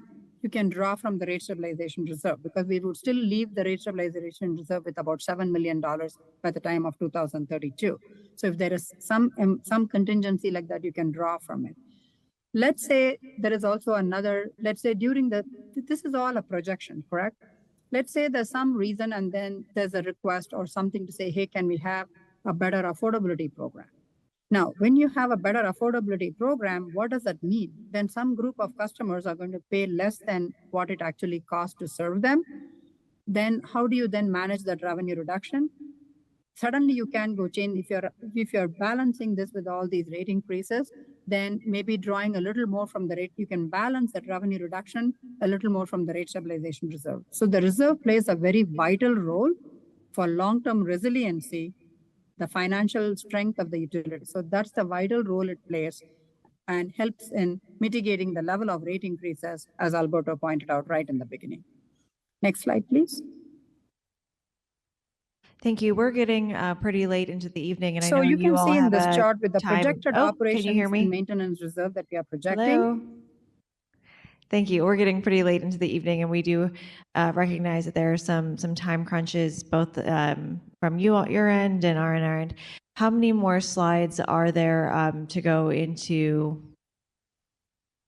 There's probably about two or three more slides. There's a lot of slides on the page. Yeah, so it ends at Okay. about. I know we there's have some some members of the committee that need to leave, so I want to make sure we can get to questions. So if you could just make sure we get the information in the next two slides, and then we'll move to committee questions so that we still have time for public comment as well. Sure. Yeah, Thank you. we'll wrap up these two slides pretty quick here. So the two slides that were left, one was the key performance metrics. And as Prabha had mentioned, there were goals that we were trying to reach, right, when we were developing the O&M reserve and the debt service coverage ratios. So one of them was the O&M reserve, which was about the 90-day target of operating expenses. As Prabha mentioned, the first year we only got to 45, and thereafter we would hit the 90. The next performance metric or key metric that we were trying to hit is the debt service coverage ratio. And the typical, depending on the type of loan or type of bond that is issued, there's different requirements set by different financial institutions, but our best practice was to hit at least 1.5 times the ratio. So that's kind of what you're seeing from 2027 to 2032. We stay well above the 1.5 debt service coverage ratio metric. And we'll move on to the next slide. So what does that all mean? All the financial plan, all the projections, what does it mean to somebody that's, paying their bill? So this is a bill impact, right? So our current customer is, we took an average typical customer that has about 5 rooms, 2 toilets, 2 bathroom showers, and then there's sprinkling charge, there's line insurance charge, which are in addition. So we got this average bill, and the typical customer will pay about $42.65 currently.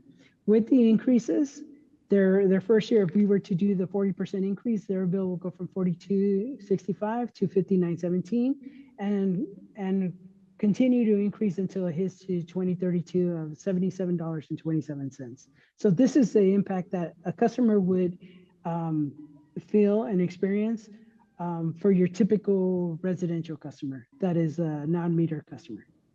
And I think this is just a trend. With this one, we just wanted to demonstrate that while everybody understands CPI, the Consumer Price Index, the Consumer Price Index for just all items usually runs below the Consumer Price Index for utilities.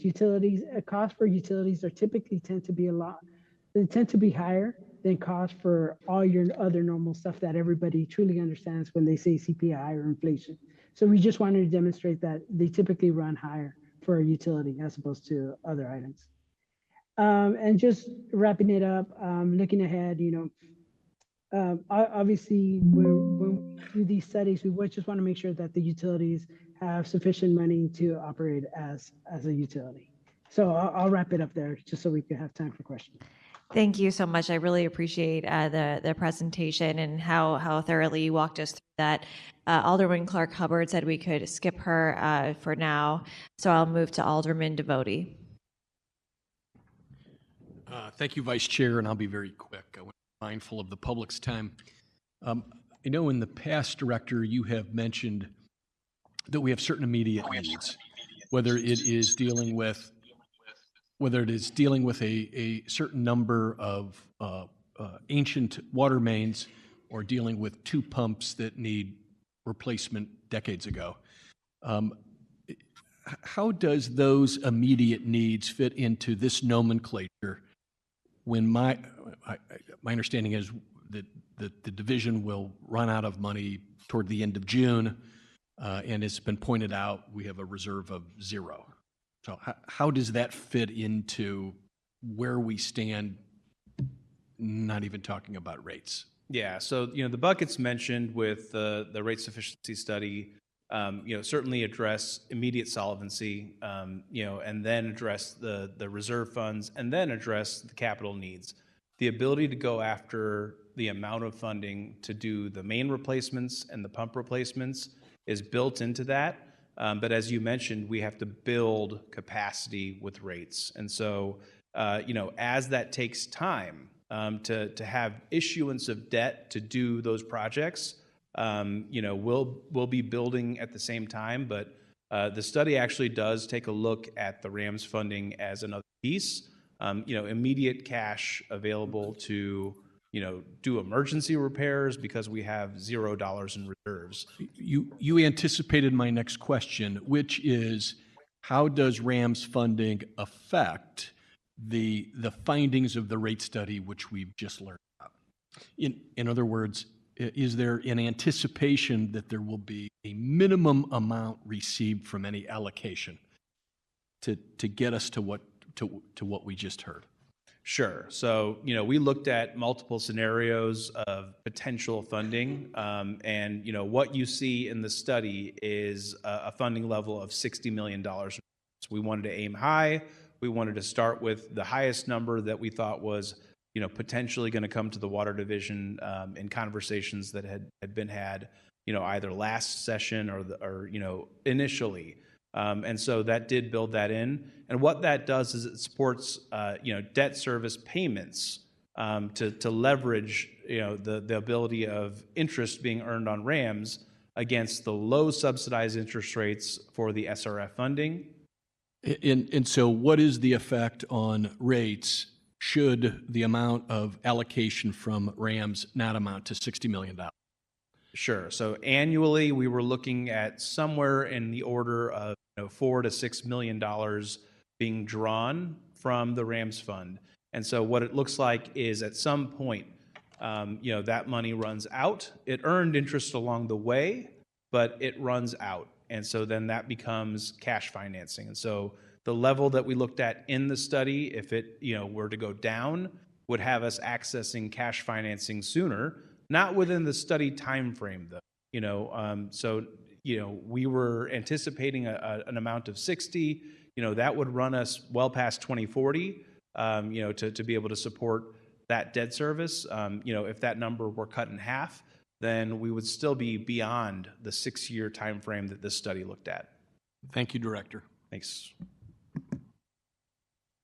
Thank you, Alderwoman Cox-Antwi. Thank you, Madam Vice Chair. Thank you, Madam Vice Chair, and thank you for that thorough presentation. I'll echo Alderman Devotee as I want to be respectful of the public's time, but I do have a number of questions. My first question, and just to reiterate a bit of what we heard, I understand we're talking about, funding for significant projects that we all need to do, the operations, and then ultimately, stabilizing the reserve funding that we know the Water Department needs. And so I'll frame my questions in that way. Speaking first about the significant capital projects, if I'm understanding the presentation correctly, part of the reason that we need to do the level of drastic rate increase that we need to do is because the infrastructure that the Water Department has is in desperate need of repair. And so you all are prioritizing these significant capital projects being done in advance of maybe some of the other projects that we know need to be done, like water main breaks, hydrants, things of that nature, so that we can make sure we have the quality of water that we need. Is that correct in terms of the prioritization that was presented? Yeah. So the idea or concept of spending money and renewing the asset base versus being reactionary, correct? Okay, thank you. And then understanding, and I think, one of the components that the public is really interested in is that impact to the average ratepayer in terms of the way we're increasing the rates. And I understand between 2026 and 2028, there is that initial 40% increase to stabilize, as you all phrased it, the rate stabilization reserve so that we can bring the rate increases down over time. Is that part of that framing and the reason why we have to increase rates so drastically in the first few years?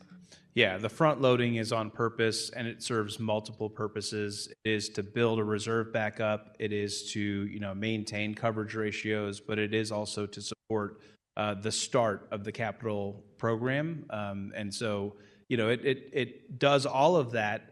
And then in the end of the period, you see that we are just above the 1.5 debt service coverage ratio. We are at the 90-day own level. And we've done all the capital work. And so, we're never exceeding 90 days. And again, there are utilities that seek to do more, 120 days, 160, 180 days of O&M reserve. And we're not, we're doing the minimum there to maintain 90 days of operating reserve. A lot of it is to support the future CIP and the issuances required, of debt to support that. Okay. And could you or maybe the consultant team explain why the 40% was selected? Was there any discussion about maybe spreading that increase out over time in the immediate few years to lower that rate so it's less drastic? Why did we select that? Sure. I can address that. The amount is based on the capital improvement program that we have built, the $700+ million worth of need, and the imminent risk of failing of the water system. We think that the amount that we've laid out in the plan that we've laid out, the issuances that we've laid out is, aggressive but achievable. And we think that the risk in not being aggressive is failure of the water system. You saw those headline articles. I don't want to have to say that, this is not a drill. I don't want to have to say that, the plant is on fire and we do not have water for the citizens of St. Louis. Yeah. I also want to chime in just for a second. This came up in the budget meeting, but because we are an enterprise fund, when we were facing this fiscal cliff, we talked to the city about the options to transfer money out of the reserve to the water division. That is not possible. So if we get to zero, there is no mechanism for a life raft. And so when we talk about O&M and why we need to push to do it, is because the longer or the lower the rate we have, the longer amount of time we're in this situation that we're in. And so that was something that we talked about early on to try to potentially address some of these issues. We've looked at every possible way to address this. And unfortunately, that 40% is what we're going to need to hit that bare minimum threshold. Sorry. Yeah, Spencer makes a good point that over the years, we've done a lot of cutting. We've deferred a lot of action. We've put Band-Aids on everything we can put Band-Aids on, and the emergencies are starting to get a little worse. And so it is, what we feel is the minimum necessary increase to support the work that we need to do to keep the water system, reliable for providing service to the citizens. Okay, thank you both for those comments. One more follow-up question, Vice Chair, and this is sort of related to Alderman Devotee's line of questioning. Understanding, the potential support from RIMS, which I know is an ongoing conversation, and its utilization for the debt service component. So you all mentioned two, pathways, the bond issuances, and then also applying for the SRF state financing. Is there a particular, level of preference between one method over the other in terms of the timing of the capital projects versus just the general projects, and how that may be impactful if you all choose to go one route versus the other? Yeah, so the state revolving fund, is certainly a debt instrument, but it is one that is, supplied with federal funding and has, very laid out set of rules in the Safe Drinking Water Act to get federal funding for water infrastructure to water systems.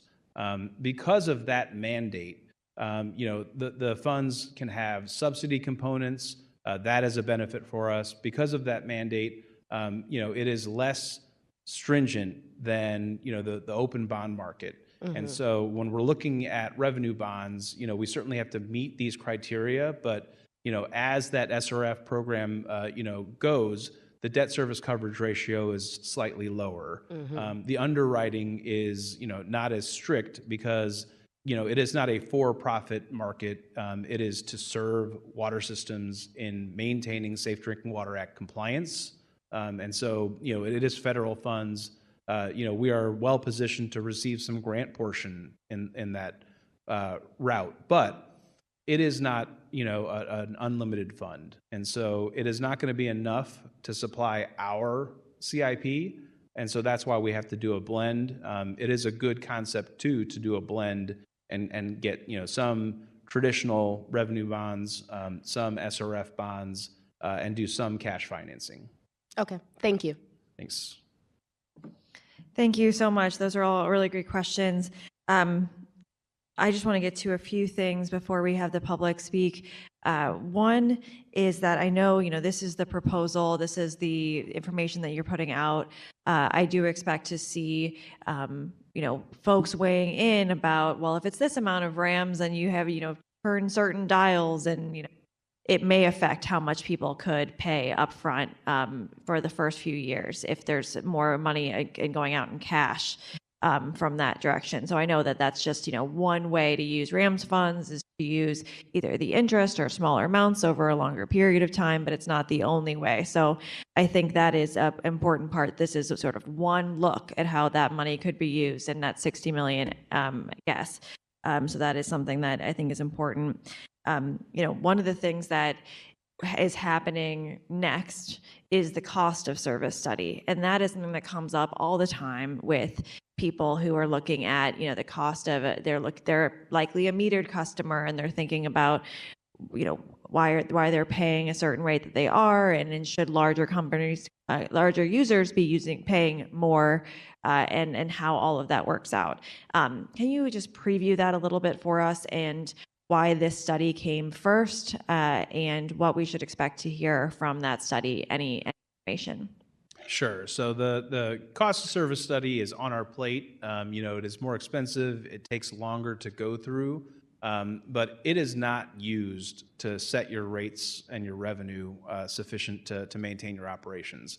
The cash situation we're in, the reserve fund drawing down, and the fact that rate sufficiency studies are done more frequently, to make sure that your rates are set adequately, necessitated us to go after that first. It took 4 or 5 months to do this study, and it does actually address the immediate need, which is, we are going to run out of funding, and we are going to have to make tough decisions on, which leaks and breaks to fix and repair, and which ones, to leave be, because, maybe it's a public impact, maybe it's not so much of a health or safety impact. But again, these are decisions we don't want to be talking about. And so first and foremost, we needed to do a sufficiency study to set the rates appropriate, to be able to get started on the CIP, to be able to build a reserve back up when we do a cost of service study. And, we do think that we would have budget to do that study if we were to get an increase. It may come up with a recommendation to reset rates again. And, at that point, the proposal that we would put out there, the amounts that we would put out there, may get overhauled entirely. And, one thing is for sure, it probably wouldn't deviate from the revenue requirements of that study, because we wouldn't have a different CIP, a different set of KPIs that we're trying to hit, but it may rebalance the rates, introduce new rates within our rate structure, a data center rate. Certainly it may, have some insight into how to address the affordability rate differently than we envision right now. And it may rebalance, the tiers that we have for the declining block structure, for the metered customers, and or the way we component bill the flat rate customers, the unmetered customers. So it is a very important study for us to do. It is long overdue. We just have a priority right now with the crisis that we're in fiscally to continue operating, and the rate sufficiency study is the way to address that first. Okay. And Black & Veatch did the 2020 run rate sufficiency study? Correct. And at that time, I think it was around 4%, 4.5% that was recommended. And then later, of course, there was an emergency increase at much higher rate. But going from a 4.5% recommendation to this much larger recommendation just a few short years later, is it because the capital improvement plan wasn't laid out and you were just looking at operating expenses at the time? I know you weren't the director then, but obviously, Sure. in looking back at all of those studies over the number of years, this feels like it's a huge leap after a previous huge leap when in 2021, just 5 short years ago, a much smaller increase was recommended by the same consultants who put this together. So that just doesn't completely jive for me. So I was hoping to get some more information. Sure. Just to provide some context there, I think it was multiple 4% increases recommended for a $90 million, I'll call it a tranche of a CIP. Okay. It was known that wasn't going to be comprehensive. There was a more comprehensive CIP that lived internally at the Water Division. But also, I will say that study was published on 5 years of historical data prior to COVID. The inflationary pressures that we saw, the extreme volatility in supply chains, including treatment chemicals that caused, one of our bigger expenses in treatment chemicals to triple, from 5 million to 15 million. And then the ongoing impacts of the emergencies, as labor got more expensive because of inflation. As goods and materials, including the treatment chemicals, got more expensive. All of that stacked, to show an increase that was much larger than the recommended. I can't remember exactly, but I believe it was maybe 2 or 3 years of 4% increases. And then resulted ultimately in 2023 for 20% increases. And again, all of that was reactionary based on, maintaining, solvency and doing some amount of CIP. I think what you're seeing now is just the result of many years of planning that has gotten us to this point where we have a much clearer picture of the risks and the need, and a real path forward, and what we feel is a responsibility to act today. Thank you. I think that's just an important picture to paint, when people are looking at the information that's available, what they're looking at, and understanding. Talking about it publicly is such an important part of that. Thank you. At this point, we will move into public comment. We do have a sign-up sheet over there. We'll go in order of sign-in. Is anyone not signed up? Please make sure to sign up on the form to make sure, and then we'll go in order of who has signed up. And so the way our public comment works is we do allow public comments 3 minutes. It's not a back and forth situation in which someone speaking from the public is able to ask questions, but they are directing their comments to us. And I just ask that everyone be respectful of the 3-minute timeline. We do have several people here today and want to make sure that we are thinking about that. As I said at the very beginning of this meeting, this is not the only time for public comment on the rates. Every time we've talked about the rates, every time the Water Division has come in front of us, there has been an opportunity for public comment. And there's also, ability to share information with this committee, as well as the full Board of Aldermen via email or any other means of communication that are also getting to us. So please do be respectful. I don't want to use the gavel, but I will. So a 3-minute timeline, please. Madam Clerk, if you could start with our first speaker. Thank you. The first speaker is John Kaufman. Wonderful. Thank you, John. I'll have you raise your right hand. Do you swear to tell the truth, the whole truth, and nothing but the truth? I do. Thank you. Please proceed. 3 minutes. John Kaufman, I'm here today on behalf of Consumers Council of Missouri. I want to thank the committee for its commitment to a transparent rate review process. And we are we're in possession of the rate sufficiency study. We're glad we're digging into it now. We have hired our own independent consultant who is a nationwide rate making expert and who has done a lot of water cases, a lot of MSD cases. He actually is based here in St. Louis, so I think it's the best of both worlds. His name is Mike Gorman, and we need probably at least 60 days to kind of look into it, kind of look at the assumptions and the methodologies, and make a recommendation. So we hope that we'll have an opportunity to maybe make a presentation of our own suggestion as to this issue. And I'll tell you what we won't be saying. We won't be recommending no rate increase. We definitely understand that there's some necessary improvements that need to be made, but we may not recommend that you get it exactly the way Black & Veatch is recommending it. We know that they've done a lot of good work here, but there are different perspectives and different ways that you can package this together. And so we hope that our contribution will be seen as something that gives you some options and some other ways to look at the process. You might want to look at the type of bonds you're getting and the way that it's structured. Another thing that we won't be doing is we're not going to be getting into kind of the class allocation metered stuff. We understand that hasn't been done. We do appreciate the commitment that a class cost of service study will be done here in the next year or two. And it hasn't been done since 1958. And so we're really excited to dig into that when we get to that and make sure that there aren't subsidies between big customers and so forth. And we have a concern about a lot of entities in our community that are getting free water.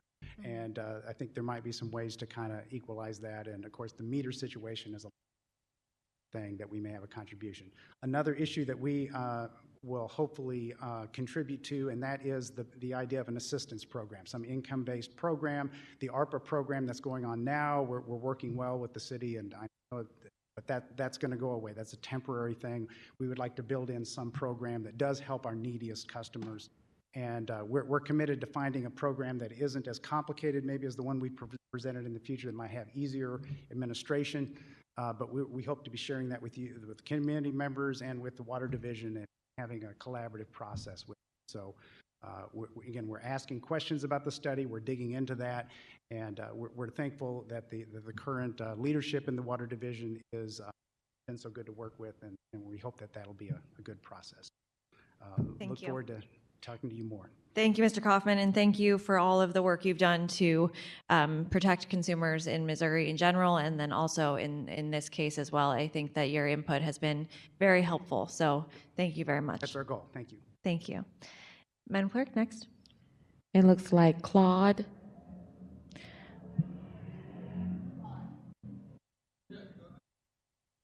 We'll go in order of the list just to keep us on track. Are you waiving your time, sir? Okay, well, we'll go for whoever's next after you, sir, and then we'll just say that you've waived your time. Okay.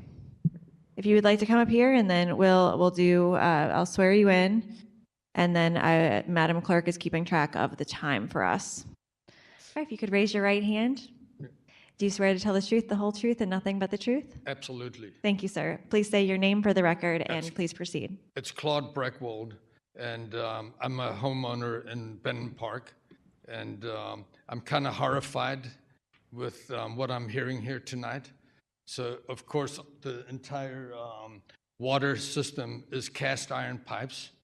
Our gas lines were all cast iron pipes. I'm very disappointed that the water company and Spire didn't get together to, the lines almost run side by side. And so instead of just patching the water line, which we've now discovered that's what's been happening, we're in a state of emergency from what I see, because cast iron has a lifespan, and St. Louis's cast iron pipes, mine just collapsed in my house. I've got cast iron sewer pipes. They were totally collapsed in my basement, but that's a typical thing. So I've called several plumbers. Cast iron is with the chlorine in the pipes, and just the nature of cast iron, it's not meant to carry chlorine. Fluoride, I don't know what that does to pipes, but chlorine is definitely not a good situation, right? So please keep your comments directed at the committee. So anyway, I just feel the whole infrastructure needs to be rebuilt, just like what Spire just did. And I know Spire is still not finished with the whole project. It should be like a cooperation between the two, the Spire and the water company, to keep costs down for both entities. We're just really at a break point with cast iron. So we're seeing breaks. I saw a break on Hampton, didn't get fixed for months and months, just pouring water out on Hampton, you know. So, you know, it's a bad situation. And I am kind of a little jittery about the situation, because I know a lot about plumbing and infrastructure. And I just can't believe it was band-aided so long. I'm not blaming the current guy of the division, but it obviously was like not dealt with properly. Thank you, so sir. That's all I want to say. I appreciate your comments. Good luck. Thank you. We'll need it. Thank you. Madam Clerk, next speaker. Cheryl Glass. Wonderful. Please approach.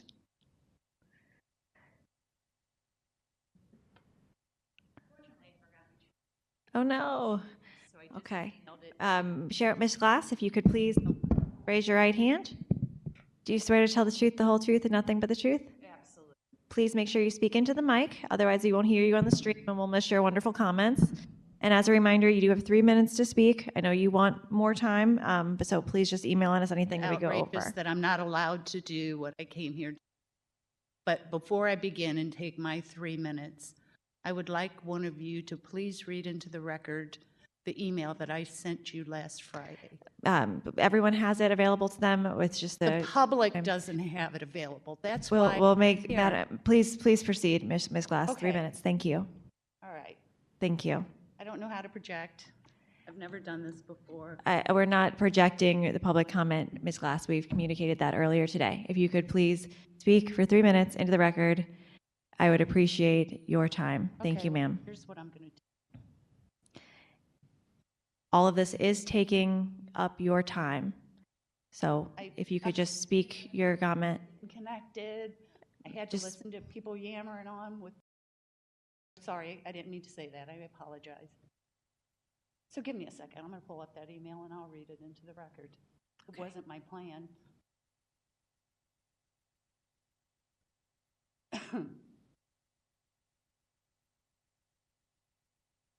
I was all set to go in another direction, so please bear with me.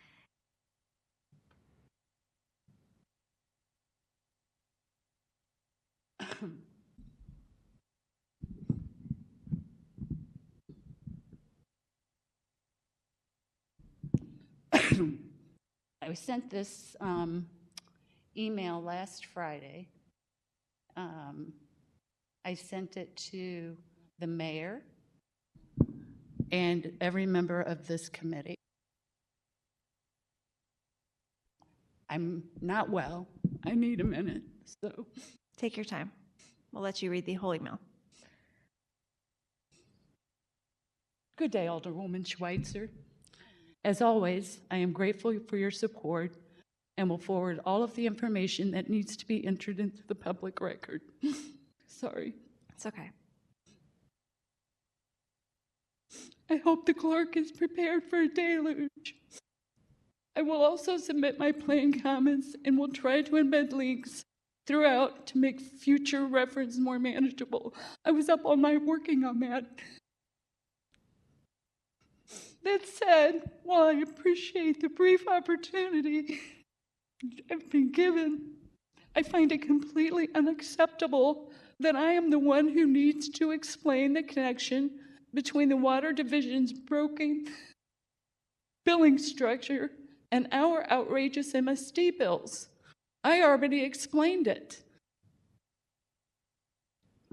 You were in that meeting, Alderwoman Cox-Hantwi, were you not? Yes, ma'am. Did we just hear a bunch of lies? I presented all of the information. What you saw on there about people paying more, this and that all came from my presentation. I gave Director Patel the information he needed to approach this the right way, and he chose not to take it. So I'm here, and I'm going to blow it all up. I find it completely unacceptable that I am the one who needs to explain this connection. Then to be told that there's a tight schedule and I can't be allocated time, well, they rambled on for an hour and a half and enter my comments and to explain it and enter my comments on the rate proposal is beyond disappointing. Ms. More Class, that's your time. than a tad. I'll let you finish reading your email, ma'am. While I understand it's tight schedules, there will likely never be a more important issue before this committee. This is a core pocketbook issue. City residents are being robbed by not one but two utilities because of a rate structure that intentionally created a dark hole where costs that can't be directly attributed to a special or commercial metered user are dumped and billed off to unmetered users. Given the amount of time I have devoted to researching this topic and the fact that Director Patel seemingly still doesn't understand the connection, I consider myself the city's foremost expert on this topic.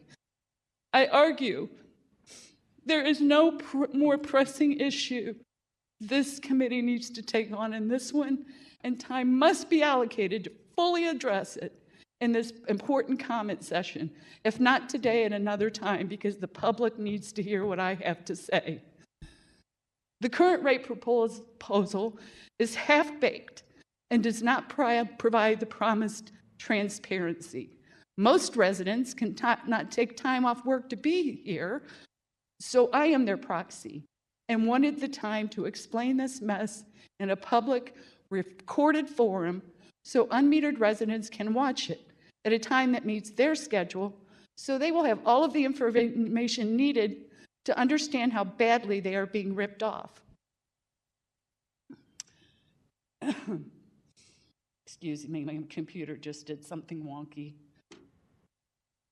I don't know if anybody else could possibly pull it up. Let me see. I have the email pulled up here. What do you need? My computer, I've been having trouble with it ever since I've been in here. I guess my connection isn't very good. Sure. Here's the bottom line. I'll go from memory. Okay. Well, we just do need to be cognizant of time. So we've hit the 3-minute mark, so please proceed, but here's the deal. Please be respectful. Our water division, Black and Veatch seized control of our water division in 1958.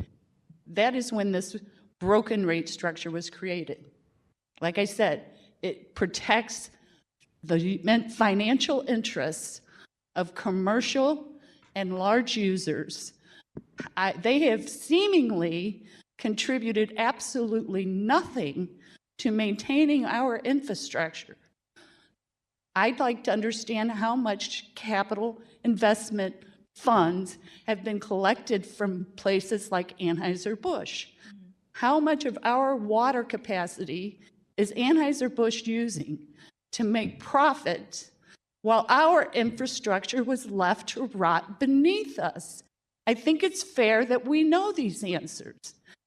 I sat in a meeting with Director Patel, the meeting that we had. I did not know at that time that MSD is one of the water division's largest customers, and that was not revealed to me. That is a blatant conflict of interest. Then the scheme worked so well with the water division, Black and Veatch ran it again over at MSD. The similarities between the two proposals are striking. I have the script. I have all of the evidence, every bit of it. I've even already written an amateur legal argument. In my opinion, what needs to happen is that Black and Veatch needs to be kicked the hell out of our water division, and we need to, they're trying to tell us that doing all of this will save us from being taken over by a private provider. A private company has been running our water division for almost 70 years, and they've developed an intentional scheme not to install meters. You can't convince me that no money could ever be found. So when MSD switched, right, when they did the 1993 study for MSD, one of the proposed solutions, MSD went from flat rate to usage-based. One of the proposed solutions was to install meters at a cost of $40 to $50 million. They chose not to do that because then the whole thing would blow up.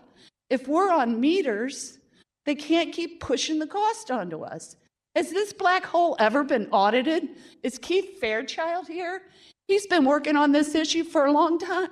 He's been trying to get an audit, and it still hasn't happened. When was the last time we had a real deep dive audit into this water division? Thank you for your comments, Ms. Glass. I have a lot more. Ella, my Uber driver, is here. Ella, do you come down and speak for 3 minutes about your problem? If anybody would like to sign in for public comment, it is still open. I'm outraged. Thank you, Ms. Glass. I appreciate They've your stolen time. our money, Ms. let our Glass. infrastructure rot beneath our feet, and have the nerve to come out here with this sales pitch that shows us our rotten ass pipes, what toxins are being put into our houses. It's absolutely disgusting. And we are not the ones who created the problem, and we shouldn't be expected to pay for it. We're already in a doom loop of debt with MSD, and now they're trying to do it to us again over here. I'm outraged, and I have a right to be. Madam Clerk, is there anyone else signed up? Anyone online? We just sat Thank here you. and had lies fed to our face for an hour and a half. And I'm not supposed to be mad. Thank you to all members of the public who came to speak today. And thank you, Ms. Glass, for your testimony. You certainly provided a lot of information over the months that we've been speaking, and I hope that we've been able to move forward on many of the things that you're concerned about, especially regarding the cost of service study coming up. I think one of the hat tip to you for the discussion to make sure that that's important. I certainly have learned a lot from our conversation. So thank you for being here, and I appreciate how emotionally draining this topic is for so many people. So thank you very much for all of that. For moving on with the next piece, we'll be moving. Thank you. We'll be moving to acknowledgement of any written testimony. Any written testimony, Madam Clerk? We have none. Thank you. Any announcements from members of the committee? Okay, no announcements. Excused members, I will excuse Alderman Browning for necessary absence and Alderman Boyd for necessary absence. And with that, I will entertain a motion to adjourn. So moved. Second. It's been moved by the Alderman from the 8th, seconded by the Alderman from the 10th. All in favor signify by saying aye. Aye. Aye. Any opposed? Hearing none, we are adjourned. Thank you.